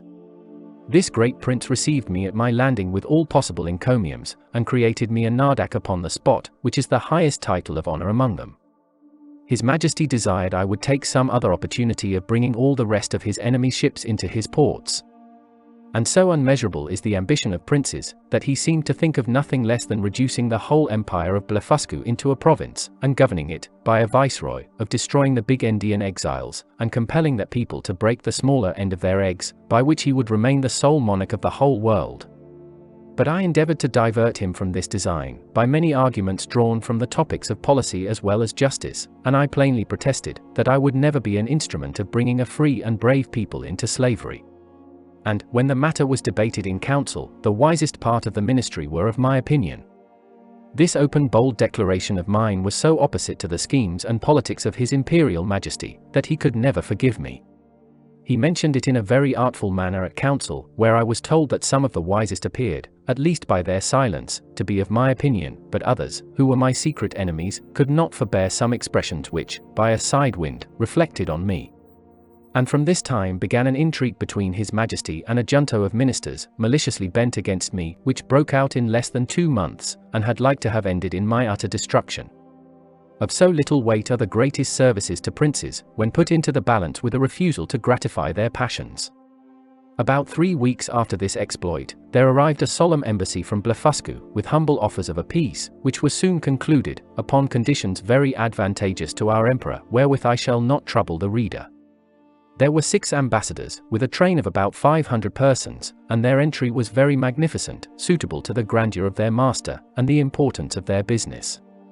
When their treaty was finished, wherein I did them several good offices by the credit I now had, or at least appeared to have, at court, their excellencies, who were privately told how much I had been their friend, made me a visit in form. They began with many compliments upon my valor and generosity, invited me to that kingdom in the emperor their master's name, and desired me to show them some proofs of my prodigious strength, of which they had heard so many wonders, wherein I readily obliged them, but shall not trouble the reader with the particulars. When I had for some time entertained their excellencies, to their infinite satisfaction and surprise, I desired they would do me the honor to present my most humble respects to the emperor their master, the renown of whose virtues had so justly filled the whole world with admiration, and whose royal person I resolved to attend, before I returned to my own country. Accordingly, the next time I had the honor to see our emperor, I desired his general license to wait on the Blefuscudian monarch, which he was pleased to grant me, as I could perceive, in a very cold manner, but could not guess the reason, till I had a whisper from a certain person, that Flimnap and Bolgolam had represented my intercourse with those ambassadors as a mark of disaffection, from which I am sure my heart was wholly free. And this was the first time I began to conceive some imperfect idea of courts and ministers. It is to be observed, that these ambassadors spoke to me, by an interpreter, the languages of both empires differing as much from each other as any two in Europe, and each nation priding itself upon the antiquity, beauty, and energy of their own tongue, with an avowed contempt for that of their neighbor. Yet our emperor, standing upon the advantage he had got by the seizure of their fleet, obliged them to deliver their credentials, and make their speech, in the Lilliputian tongue. And it must be confessed, that from the great intercourse of trade and commerce between both realms, from the continual reception of exiles which is mutual among them, and from the custom, in each empire, to send their young nobility and richer gentry to the other, in order to polish themselves by seeing the world, and understanding men and manners, there are few persons of distinction, or merchants, or seamen, who dwell in the maritime parts, but what can hold conversation in both tongues, as I found some weeks after, when I went to pay my respects to the Emperor of Blefuscu, which, in the midst of great misfortunes, through the malice of my enemies, proved a very happy adventure to me, as I shall relate in its proper place. The reader may remember, that when I signed those articles upon which I recovered my liberty, there were some which I disliked, upon account of their being too servile, neither could anything but an extreme necessity have forced me to submit. But being now a Nardak of the highest rank in that empire, such offices were looked upon as below my dignity, and the emperor, to do him justice, never once mentioned them to me. However, it was not long before I had an opportunity of doing his majesty, at least as I then thought, a most signal service. I was alarmed at midnight with the cries of many hundred people at my door, by which, being suddenly awaked, I was in some kind of terror.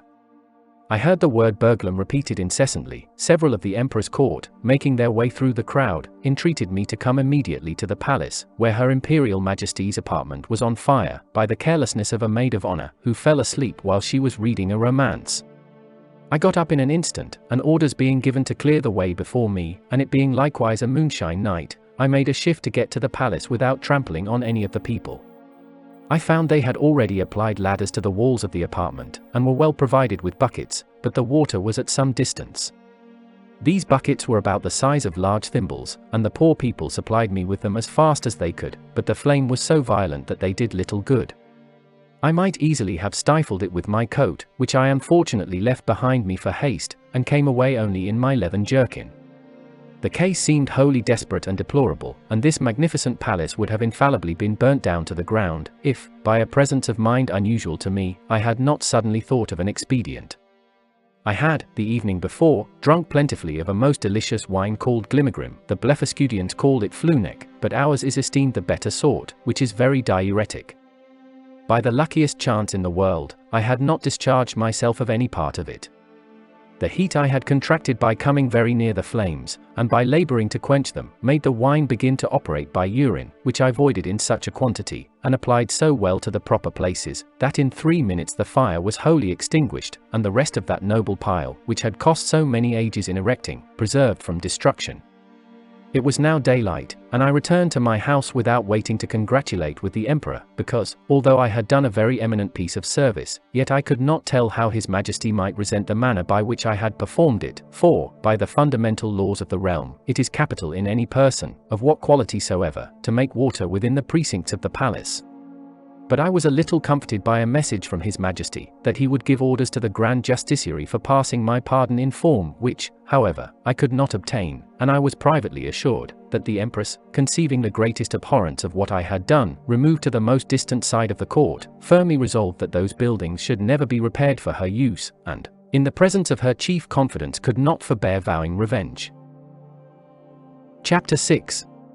Of the inhabitants of Lilliput, their learning, laws, and customs, the manner of educating their children. The author's way of living in that country. His vindication of a great lady. Although I intend to leave the description of this empire to a particular treatise, yet, in the meantime, I am content to gratify the curious reader with some general ideas. As the common size of the natives is somewhat under 6 inches high, so there is an exact proportion in all other animals, as well as plants and trees. For instance, the tallest horses and oxen are between 4 and 5 inches in height, the sheep an inch and a half, more or less, their geese about the bigness of a sparrow, and so the several gradations downwards till you come to the smallest, which to my sight, were almost invisible. But nature has adapted the eyes of the Lilliputians to all objects proper for their view, they see with great exactness, but at no great distance. And, to show the sharpness of their sight towards objects that are near, I have been much pleased with observing a cook pulling a lark, which was not so large as a common fly, and a young girl threading an invisible needle with invisible silk. Their tallest trees are about 7 feet high, I mean some of those in the great royal park, the tops whereof I could but just reach with my fist clenched. The other vegetables are in the same proportion, but this I leave to the reader's imagination. I shall say but little at present of their learning, which, for many ages, has flourished in all its branches among them, but their manner of writing is very peculiar, being neither from the left to the right, like the Europeans, nor from the right to the left, like the Arabians, nor from up to down, like the Chinese, but aslant, from one corner of the paper to the other, like ladies in England. They bury their dead with their heads directly downward, because they hold an opinion, that in 11,000 moons they are all to rise again, in which period the earth, which they conceive to be flat, will turn upside down, and by this means they shall, at their resurrection, be found ready standing on their feet. The learned among them confess the absurdity of this doctrine, but the practice still continues, in compliance to the vulgar. There are some laws and customs in this empire very peculiar, and if they were not so directly contrary to those of my own dear country, I should be tempted to say a little in their justification. It is only to be wished they were as well executed. The first I shall mention, relates to informers. All crimes against the state are punished here with the utmost severity, but, if the person accused makes his innocence plainly to appear upon his trial, the accuser is immediately put to an ignominious death, and out of his goods or lands the innocent person is quadruply recompensed for the loss of his time, for the danger he underwent, for the hardship of his imprisonment, and for all the charges he has been at in making his defense, or, if that fund be deficient, it is largely supplied by the Crown. The Emperor also confers on him some public mark of his favor, and proclamation is made of his innocence through the whole city. They look upon fraud as a greater crime than theft, and therefore seldom fail to punish it with death, for they allege that care and vigilance, with a very common understanding, may preserve a man's goods from thieves, but honesty has no defense against superior cunning, and, since it is necessary that there should be a perpetual intercourse of buying and selling, and dealing upon credit, where fraud is permitted and connived at, or has no law to punish it, the honest dealer is always undone, and the knave gets the advantage. I remember, when I was once interceding with the Emperor for a criminal who had wronged his master of a great sum of money, which he had received by order and ran away with, and happening to tell his Majesty, by way of extenuation, that it was only a breach of trust, the Emperor thought it monstrous in me to offer as a defense the greatest aggravation of the crime, and truly I had little to say in return, farther than the common answer, that different nations had different customs, for, I confess, I was heartily ashamed. Although we usually call reward and punishment the two hinges upon which all government turns, yet I could never observe this maxim to be put in practice by any nation except that of Lilliput. Whoever can there bring sufficient proof that he has strictly observed the laws of his country for 73 moons, has a claim to certain privileges, according to his quality or condition of life, with a proportionable sum of money out of a fund appropriated for that use. He likewise acquires the title of snilpor, or legal, which is added to his name, but does not descend to his posterity. And these people thought it a prodigious defect of policy among us, when I told them that our laws were enforced only by penalties, without any mention of reward. It is upon this account that the image of justice, in their courts of judicature, is formed with 6 eyes, 2 before, as many behind, and on each side 1, to signify circumspection, with a bag of gold open in her right hand, and a sword sheathed in her left, to show she is more disposed to reward than to punish. In choosing persons for all employments, they have more regard to good morals than to great abilities, for, since government is necessary to mankind, they believe that the common size of human understanding is fitted to some station or other, and that Providence never intended to make the management of public affairs a mystery to be comprehended only by a few persons of sublime genius, of which there seldom are 3 born in an age, but they suppose truth, justice, temperance, and the like, to be in every man's power, the practice of which virtues, assisted by experience and a good intention, would qualify any man for the service of his country, except where a course of study is required.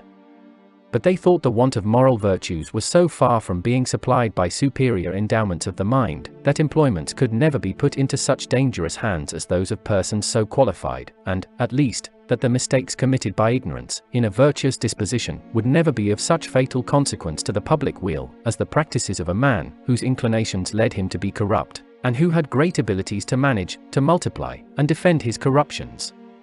In like manner, the disbelief of a divine providence renders a man incapable of holding any public station, for, since kings avow themselves to be the deputies of providence, the Lilliputians think nothing can be more absurd than for a prince to employ such men as disown the authority under which he acts. In relating these and the following laws, I would only be understood to mean the original institutions, and not the most scandalous corruptions, into which these people are fallen by the degenerate nature of man. For, as to that infamous practice of acquiring great employment by dancing on the ropes, or badges of favor and distinction by leaping over sticks and creeping under them, the reader is to observe, that they were first introduced by the grandfather of the emperor now reigning, and grew to the present height by the gradual increase of party and faction. Ingratitude is among them a capital crime, as we read it to have been in some other countries, for they reason thus, that whoever makes ill returns to his benefactor, must needs be a common enemy to the rest of mankind, from whom he has received no obligation, and therefore such a man is not fit to live. Their notions relating to the duties of parents and children differ extremely from ours. For, since the conjunction of male and female is founded upon the great law of nature, in order to propagate and continue the species, the Lilliputians will needs have it, that men and women are joined together, like other animals, by the motives of concupiscence, and that their tenderness towards their young proceeds from the like natural principle, for which reason they will never allow that a child is under any obligation to his father for begetting him, or to his mother for bringing him into the world, which, considering the miseries of human life, was neither a benefit in itself, nor intended so by his parents, whose thoughts, in their love encounters, were otherwise employed. Upon these, and the like reasonings, their opinion is, that parents are the last of all others to be trusted with the education of their own children, and therefore they have in every town public nurseries, where all parents, except cottagers and labourers, are obliged to send their infants of both sexes to be reared and educated, when they come to the age of 20 moons, at which time they are supposed to have some rudiments of docility. These schools are of several kinds, suited to different qualities, and both sexes. They have certain professors well skilled in preparing children for such a condition of life as befits the rank of their parents, and their own capacities, as well as inclinations. I shall first say something of the male nurseries, and then of the female. The nurseries for males of noble or eminent birth are provided with grave and learned professors, and their several deputies. The clothes and food of the children are plain and simple.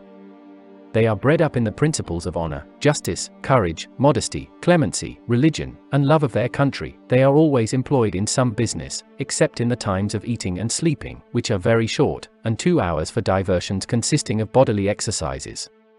They are dressed by men till 4 years of age, and then are obliged to dress themselves, although their quality be ever so great, and the women attendant, who are aged proportionably to ours at 50, perform only the most menial offices. They are never suffered to converse with servants, but go together in smaller or greater numbers to take their diversions, and always in the presence of a professor, or one of his deputies, whereby they avoid those early bad impressions of folly and vice, to which our children are subject. Their parents are suffered to see them only twice a year, the visit is to last but an hour, they are allowed to kiss the child at meeting and parting, but a professor, who always stands by on those occasions, will not suffer them to whisper, or use any fondling expressions, or bring any presents of toys, sweetmeats, and the like. The pension from each family for the education and entertainment of a child, upon failure of due payment, is levied by the emperor's officers. The nurseries for children of ordinary gentlemen, merchants, traders, and handicrafts, are managed proportionably after the same manner, only those designed for trades are put out apprentices at 11 years old, whereas those of persons of quality continue in their exercises till 15, which answers to 21 with us, but the confinement is gradually lessened for the last 3 years. In the female nurseries, the young girls of quality are educated much like the males, only they are dressed by orderly servants of their own sex, but always in the presence of a professor or deputy, till they come to dress themselves, which is at 5 years old. And if it be found that these nurses ever presume to entertain the girls with frightful or foolish stories, or the common follies practiced by chambermaids among us, they are publicly whipped thrice about the city, imprisoned for a year, and banished for life to the most desolate part of the country.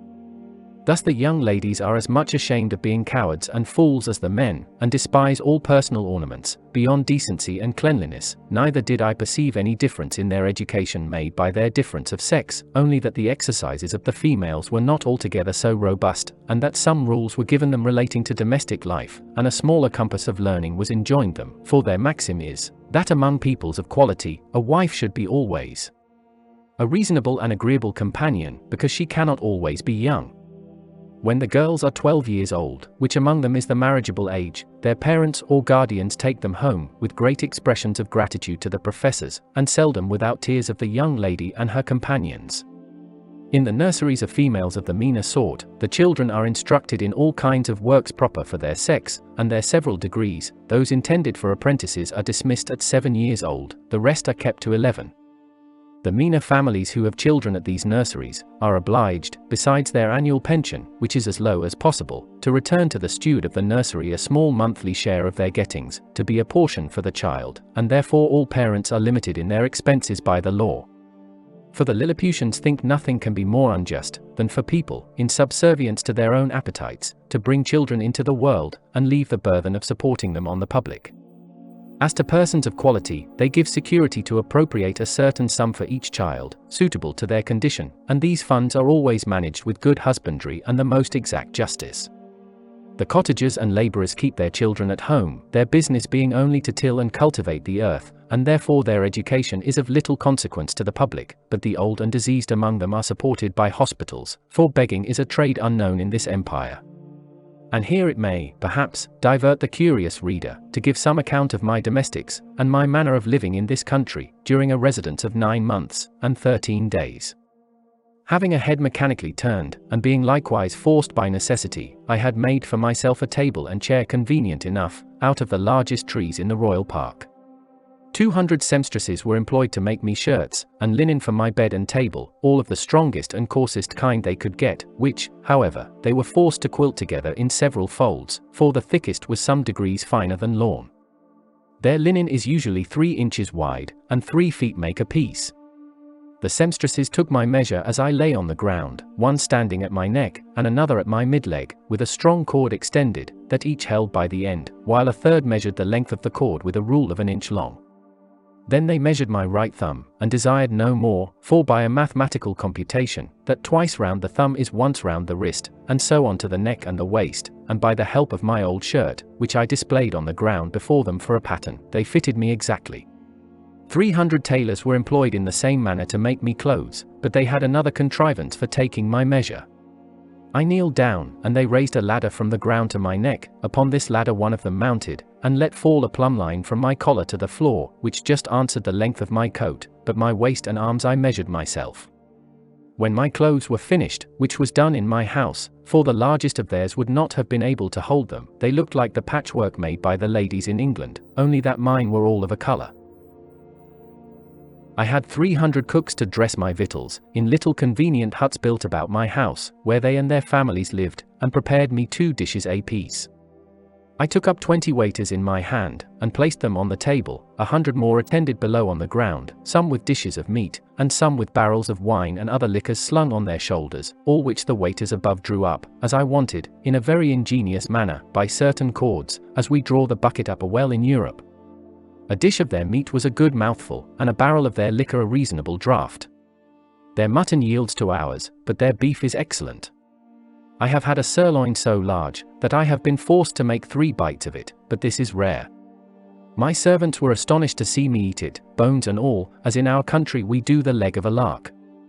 Their geese and turkeys I usually ate at a mouthful, and I confess they far exceed ours. Of their smaller fowl I could take up 20 or 30 at the end of my knife. One day His Imperial Majesty, being informed of my way of living, desired that himself and his royal consort, with the young princes of the blood of both sexes, might have the happiness, as he was pleased to call it, of dining with me. They came accordingly, and I placed them in chairs of state, upon my table, just over against me, with their guards about them. Houyhnhnmland, the Lord High Treasurer, attended there likewise with his white staff, and I observed he often looked on me with a sour countenance, which I would not seem to regard, but ate more than usual, in honour to my dear country, as well as to fill the court with admiration. I have some private reasons to believe that this visit from His Majesty gave Flimnap an opportunity of doing me ill offices to his master. That minister had always been my secret enemy, though he outwardly caressed me more than was usual to the moroseness of his nature. He represented to the emperor the low condition of his treasury, that he was forced to take up money at a great discount, that exchequer bills would not circulate under 9% below par, that I had cost His Majesty above 1.5 million of sprugs, their greatest gold coin, about the bigness of a spangle, and, upon the whole, that it would be advisable in the emperor to take the first fair occasion of dismissing me. I am here obliged to vindicate the reputation of an excellent lady, who was an innocent sufferer upon my account. The treasurer took a fancy to be jealous of his wife, from the malice of some evil tongues, who informed him that her grace had taken a violent affection for my person, and the court scandal ran for some time, that she once came privately to my lodging. This I solemnly declare to be a most infamous falsehood, without any grounds, further than that her grace was pleased to treat me with all innocent marks of freedom and friendship. I own she came often to my house, but always publicly, nor ever without 3 more in the coach, who were usually her sister and young daughter, and some particular acquaintance, but this was common to many other ladies of the court. And I still appeal to my servants round, whether they at any time saw a coach at my door, without knowing what persons were in it. On those occasions, when a servant had given me notice, my custom was to go immediately to the door, and, after paying my respects, to take up the coach and 2 horses very carefully in my hands, for, if there were 6 horses, the postilion always unharnessed 4, and placed them on a table, where I had fixed a movable rim quite round, of 5 inches high, to prevent accidents. And I have often had 4 coaches and horses at once on my table, full of company, while I sat in my chair, leaning my face towards them, and when I was engaged with one set, the coachman would gently drive the others round my table. I have passed many an afternoon very agreeably in these conversations. But I defy the treasurer, or his 2 informers, I will name them, and let them make the best of it, Clustrel and Drunlow, to prove that any person ever came to me incognito, except the secretary Reldresel, who was sent by express command of His Imperial Majesty, as I have before related. I should not have dwelt so long upon this particular, if it had not been a point wherein the reputation of a great lady is so nearly concerned, to say nothing of my own, though I then had the honour to be a nardac, which the treasurer himself is not, for all the world knows, that he is only a glum-glum, a title inferior by 1 degree, as that of a marquis is to a duke in England, yet I allow he preceded me in right of his post. These false informations, which I afterwards came to the knowledge of by an accident not proper to mention, made the treasurer show his lady for some time an ill countenance, and me a worse, and although he was at last undeceived and reconciled to her, yet I lost all credit with him, and found my interest decline very fast with the emperor himself, who was, indeed, too much governed by that favourite. Chapter 7. The author, being informed of a design to accuse him of high treason, makes his escape to Blefuscu. His reception there. Before I proceed to give an account of my leaving this kingdom, it may be proper to inform the reader of a private intrigue which had been for 2 months forming against me. I had been hitherto, all my life, a stranger to courts, for which I was unqualified by the meanness of my condition. I had indeed heard and read enough of the dispositions of great princes and ministers, but never expected to have found such terrible effects of them, in so remote a country, governed, as I thought, by very different maxims from those in Europe. When I was just preparing to pay my attendance on the Emperor of Blefuscu, a considerable person at court, to whom I had been very serviceable, at a time when he lay under the highest displeasure of His Imperial Majesty, came to my house very privately at night, in a close chair, and, without sending his name, desired admittance. The chairmen were dismissed, I put the chair, with his lordship in it, into my coat pocket, and, giving orders to a trusty servant, to say I was indisposed and gone to sleep, I fastened the door of my house, placed the chair on the table, according to my usual custom, and sat down by it. After the common salutations were over, observing his lordship's countenance full of concern, and inquiring into the reason, he desired I would hear him with patience, in a matter that highly concerned my honour and my life. His speech was to the following effect, for I took notes of it as soon as he left me. You are to know, said he, that several committees of council have been lately called, in the most private manner, on your account, and it is but 2 days since His Majesty came to a full resolution. You are very sensible that Skyresh Bolgalam, Galbet, or High Admiral, has been your mortal enemy, almost ever since your arrival. His original reasons I know not, but his hatred is increased since your great success against Blefuscu, by which his glory as admiral is much obscured. This lord, in conjunction with Flimnap the High Treasurer, whose enmity against you is notorious on account of his lady, Limtok the General, Lalcon the Chamberlain, and Balmuff the Grand Justiciary, have prepared articles of impeachment against you, for treason and other capital crimes. This preface made me so impatient, being conscious of my own merits and innocence, that I was going to interrupt him, when he entreated me to be silent, and thus proceeded. Out of gratitude for the favors you have done me, I procured information of the whole proceedings, and a copy of the articles, wherein I venture my head for your service. Articles of impeachment against Quinbus Flestrin, the Man Mountain. Article I. Whereas, by a statute made in the reign of His Imperial Majesty Colleen Deffar Plume, it is enacted, that, whoever shall make water within the precincts of the royal palace, shall be liable to the pains and penalties of high treason, notwithstanding, the said Quinbus Flestrin, in open breach of the said law, under colour of extinguishing the fire kindled in the apartment of His Majesty's most dear imperial consort, did maliciously, traitorously, and devilishly, by discharge of his urine, put out the said fire kindled in the said apartment, lying and being within the precincts of the said royal palace, against the statute in that case provided, etc. against the duty, etc. Article 2. That the said Quinbus Flestrin, having brought the imperial fleet of Blefuscu into the royal port, and being afterwards commanded by His Imperial Majesty to seize all the other ships of the said Empire of Blefuscu, and reduce that empire to a province, to be governed by a viceroy from hence, and to destroy and put to death, not only all the Bigendian exiles, but likewise all the people of that empire who would not immediately forsake the Bigendian heresy, he, the said Flestrin, like a false traitor against his most auspicious, serene, imperial majesty, did petition to be excused from the said service, upon pretence of unwillingness to force the consciences, or destroy the liberties and lives of an innocent people. Article 3.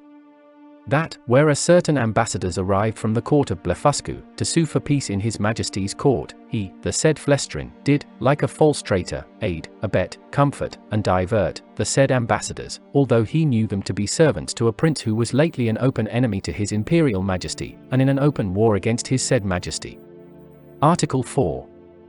That the said Quinbus Flestrin, contrary to the duty of a faithful subject, is now preparing to make a voyage to the court and empire of Blefuscu, for which he has received only verbal license from His Imperial Majesty, and, under colour of the said license, does falsely and traitorously intend to take the said voyage, and thereby to aid, comfort, and abet the Emperor of Blefuscu, so lately an enemy, and in open war with His Imperial Majesty aforesaid.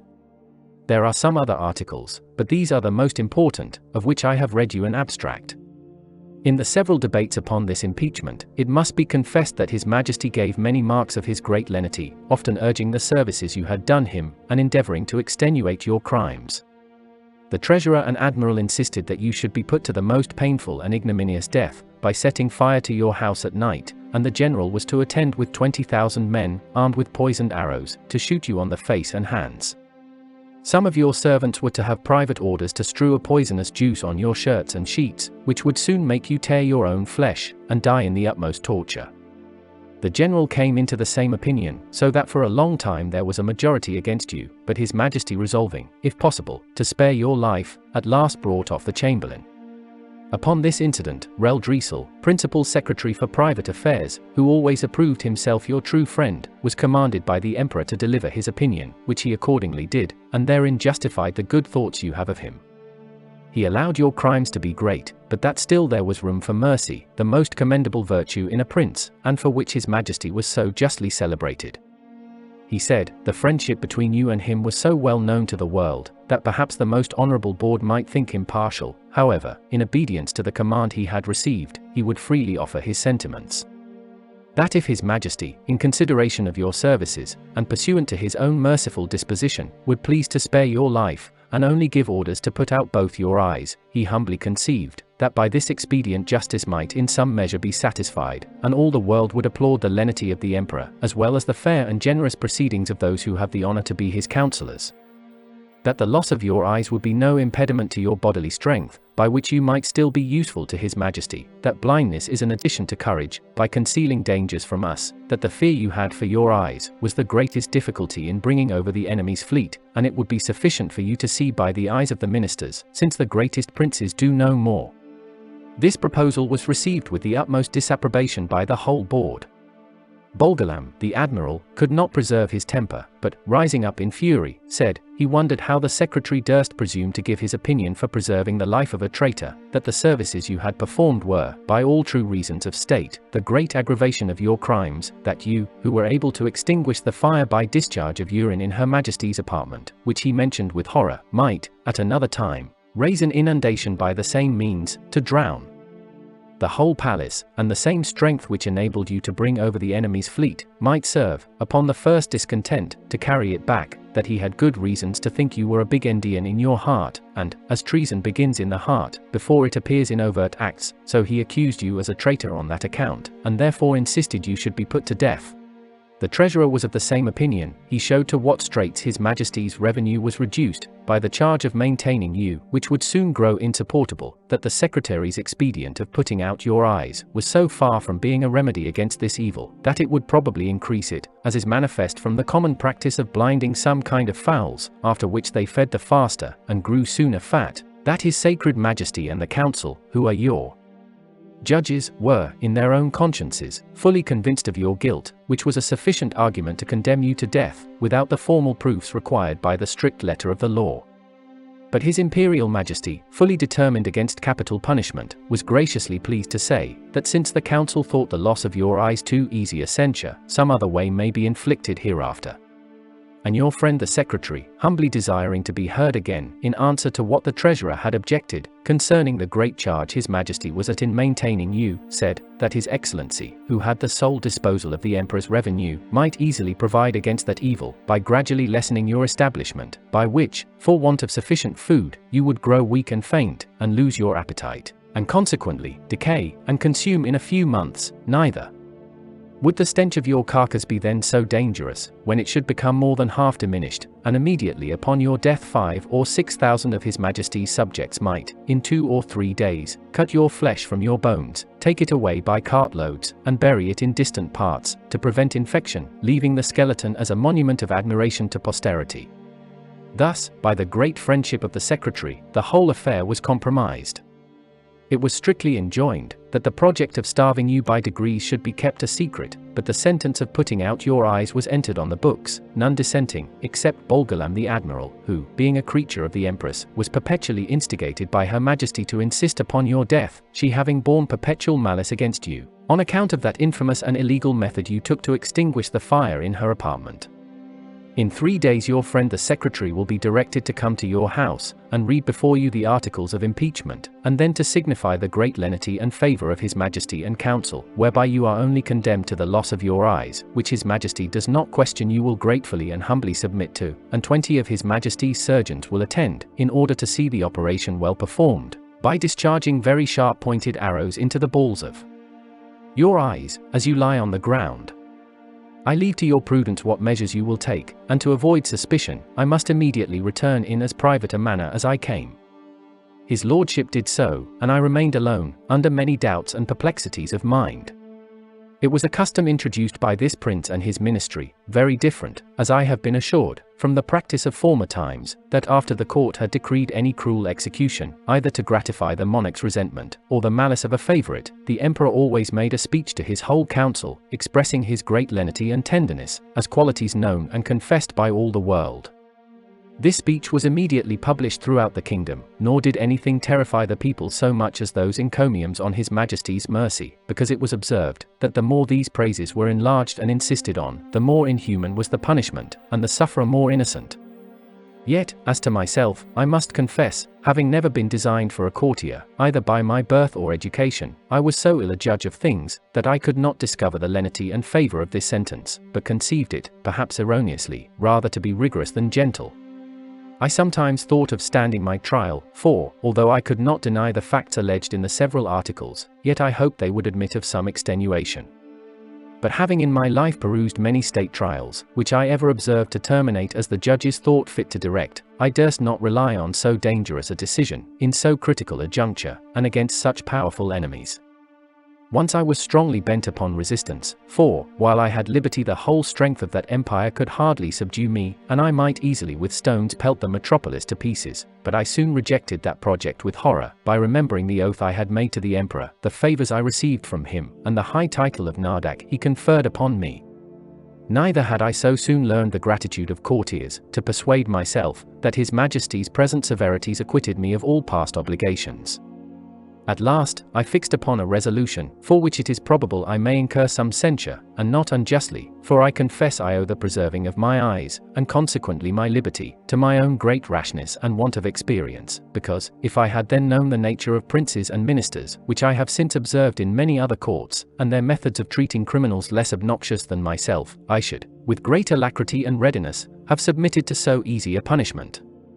But hurried on by the precipitancy of youth, and having his Imperial Majesty's license to pay my attendance upon the Emperor of Blefuscu, I took this opportunity, before the 3 days were elapsed, to send a letter to my friend the secretary, signifying my resolution of setting out that morning for Blefuscu, pursuant to the leave I had got, and, without waiting for an answer, I went to that side of the island where our fleet lay. I seized a large man of war, tied a cable to the prow, and, lifting up the anchors, I stripped myself, put my clothes, together with my coverlet, which I carried under my arm, into the vessel, and, drawing it after me, between wading and swimming arrived at the royal port of Blefuscu, where the people had long expected me. They lent me 2 guides to direct me to the capital city, which is of the same name. I held them in my hands, till I came within 200 yards of the gate, and desired them to signify my arrival to one of the secretaries, and let him know, I there waited his majesty's command. I had an answer in about an hour, that his majesty, attended by the royal family, and great officers of the court, was coming out to receive me. I advanced 100 yards. The emperor and his train alighted from their horses, the empress and ladies from their coaches, and I did not perceive they were in any fright or concern. I lay on the ground to kiss his majesty's and the empress's hands. I told his majesty, that I was come according to my promise, and with the license of the emperor my master, to have the honor of seeing so mighty a monarch, and to offer him any service in my power, consistent with my duty to my own prince, not mentioning a word of my disgrace, because I had hitherto no regular information of it, and might suppose myself wholly ignorant of any such design. Neither could I reasonably conceive that the emperor would discover the secret, while I was out of his power, wherein, however, it soon appeared I was deceived. I shall not trouble the reader with a particular account of my reception at this court, which was suitable to the generosity of so great a prince, nor of the difficulties I was in for want of a house and bed, being forced to lie on the ground, wrapped up in my coverlet. Chapter 8. The author, by a lucky accident, finds means to leave Blefuscu, and, after some difficulties, returns safe to his native country. 3 days after my arrival, walking out of curiosity to the northeast coast of the island, I observed, about half a league off in the sea, somewhat that looked like a boat overturned.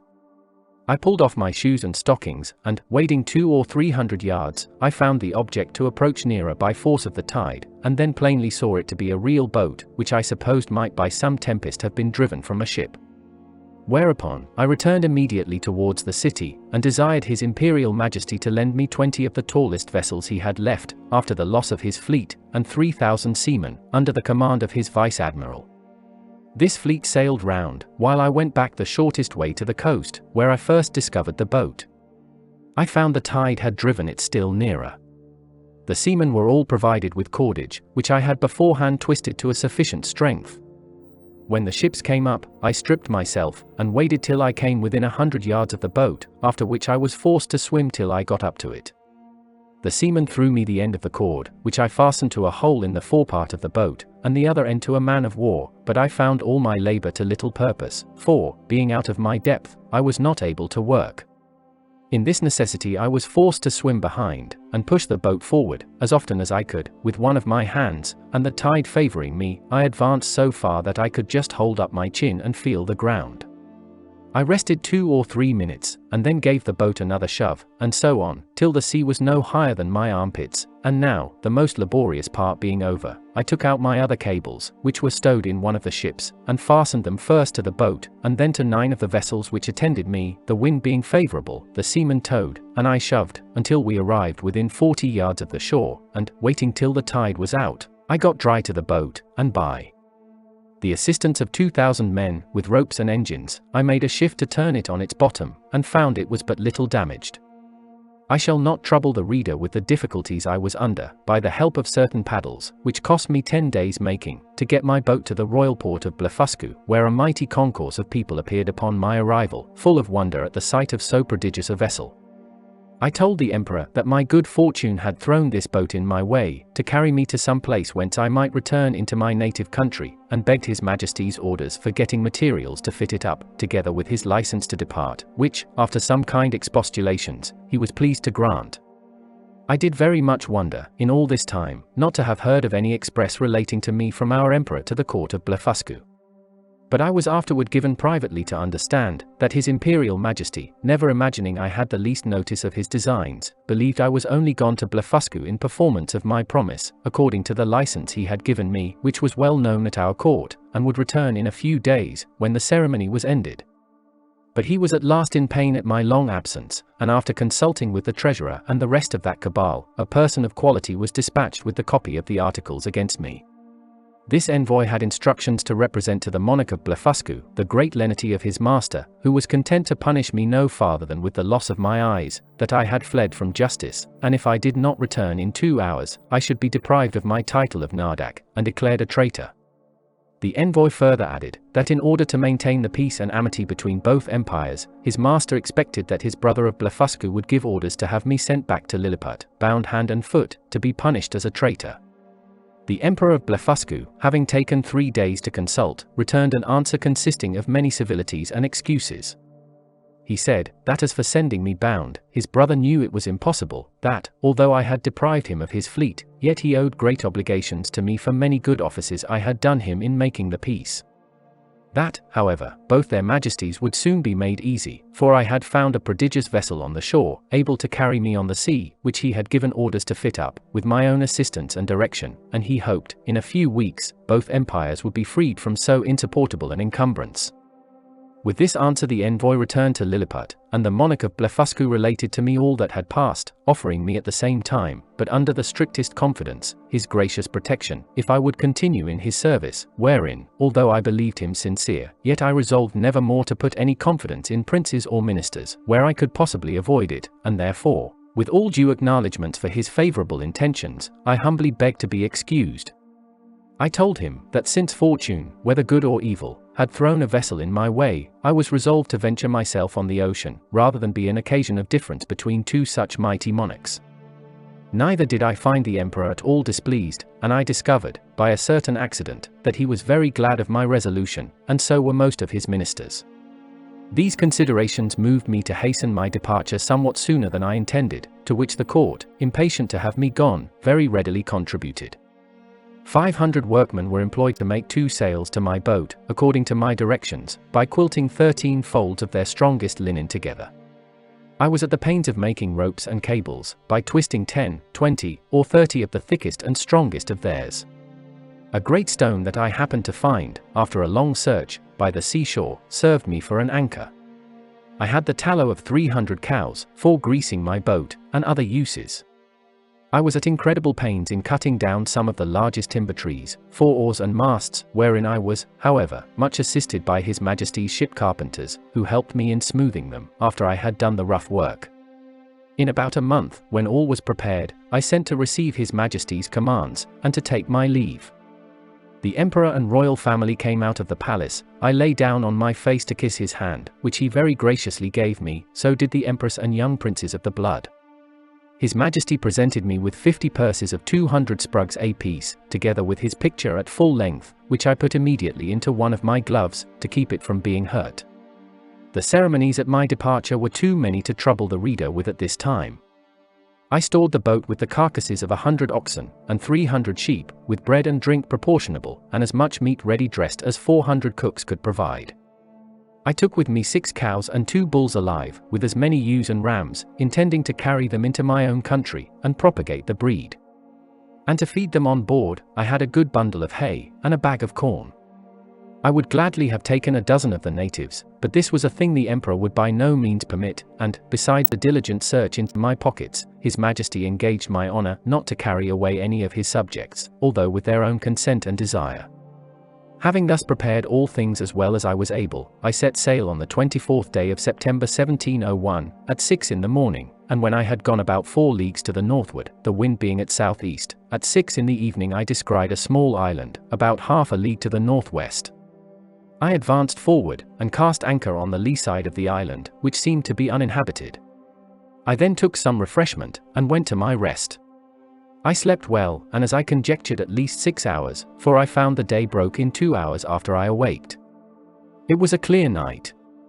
I ate my breakfast before the sun was up, and heaving anchor, the wind being favourable, I steered the same course that I had done the day before, wherein I was directed by my pocket compass. My intention was to reach, if possible, one of those islands which I had reason to believe lay to the northeast of Van Diemen's Land. I discovered nothing all that day, but upon the next, about 3 in the afternoon, when I had by my computation made 24 leagues from Blefuscu, I descried a sail steering to the southeast. My course was due east. I hailed her, but could get no answer, yet I found I gained upon her, for the wind slackened. I made all the sail I could, and in half an hour she spied me, then hung out her ancient, and discharged a gun. It is not easy to express the joy I was in, upon the unexpected hope of once more seeing my beloved country, and the dear pledges I left in it. The ship slackened her sails, and I came up with her between 5 and 6 in the evening, September 26th, but my heart leaped within me to see her English colours. I put my cows and sheep into my coat pockets, and got on board with all my little cargo of provisions. The vessel was an English merchantman, returning from Japan by the North and South Seas, the captain, Mr. John Biddell, of Deptford, a very civil man, and an excellent sailor. We were now in the latitude of 30 degrees south, there were about 50 men in the ship, and here I met an old comrade of mine, one Peter Williams, who gave me a good character to the captain. This gentleman treated me with kindness, and desired I would let him know what place I came from last, and whither I was bound, which I did in a few words, but he thought I was raving, and that the dangers I underwent had disturbed my head, whereupon I took my black cattle and sheep out of my pocket, which, after great astonishment, clearly convinced him of my veracity. I then showed him the gold given me by the Emperor of Blefuscu, together with His Majesty's picture at full length, and some other rarities of that country. I gave him 2 purses of 200 sprugs each, and promised, when we arrived in England, to make him a present of a cow and a sheep big with young. I shall not trouble the reader with a particular account of this voyage, which was very prosperous for the most part. We arrived in the Downs on the 13th of April 1702. I had only one misfortune, that the rats on board carried away one of my sheep. I found her bones in a hole, picked clean from the flesh. The rest of my cattle I got safe ashore, and set them grazing in a bowling green at Greenwich, where the fineness of the grass made them feed very heartily, though I had always feared the contrary. Neither could I possibly have preserved them in so long a voyage, if the captain had not allowed me some of his best biscuit, which, rubbed to powder, and mingled with water, was their constant food. The short time I continued in England, I made a considerable profit by showing my cattle to many persons of quality and others, and before I began my second voyage, I sold them for £600. Since my last return I find the breed is considerably increased, especially the sheep, which I hope will prove much to the advantage of the woolen manufacture, by the fineness of the fleeces. I stayed but 2 months with my wife and family, for my insatiable desire of seeing foreign countries would suffer me to continue no longer. I left £1,500 with my wife, and fixed her in a good house at Redriff. My remaining stock I carried with me, part in money and part in goods, in hopes to improve my fortunes. My eldest uncle John had left me an estate in land, near Epping, of about £30 a year, and I had a long lease of the Black Bull in Fetter Lane, which yielded me as much more, so that I was not in any danger of leaving my family upon the parish. My son Johnny, named so after his uncle, was at the grammar school, and a towardly child. My daughter Betty, who is now well married, and has children, was then at her needlework. I took leave of my wife, and boy and girl, with tears on both sides, and went on board the Adventure, a merchant ship of 300 tons, bound for Surat, Captain John Nicholas, of Liverpool, commander. But my account of this voyage must be referred to the second part of my travels.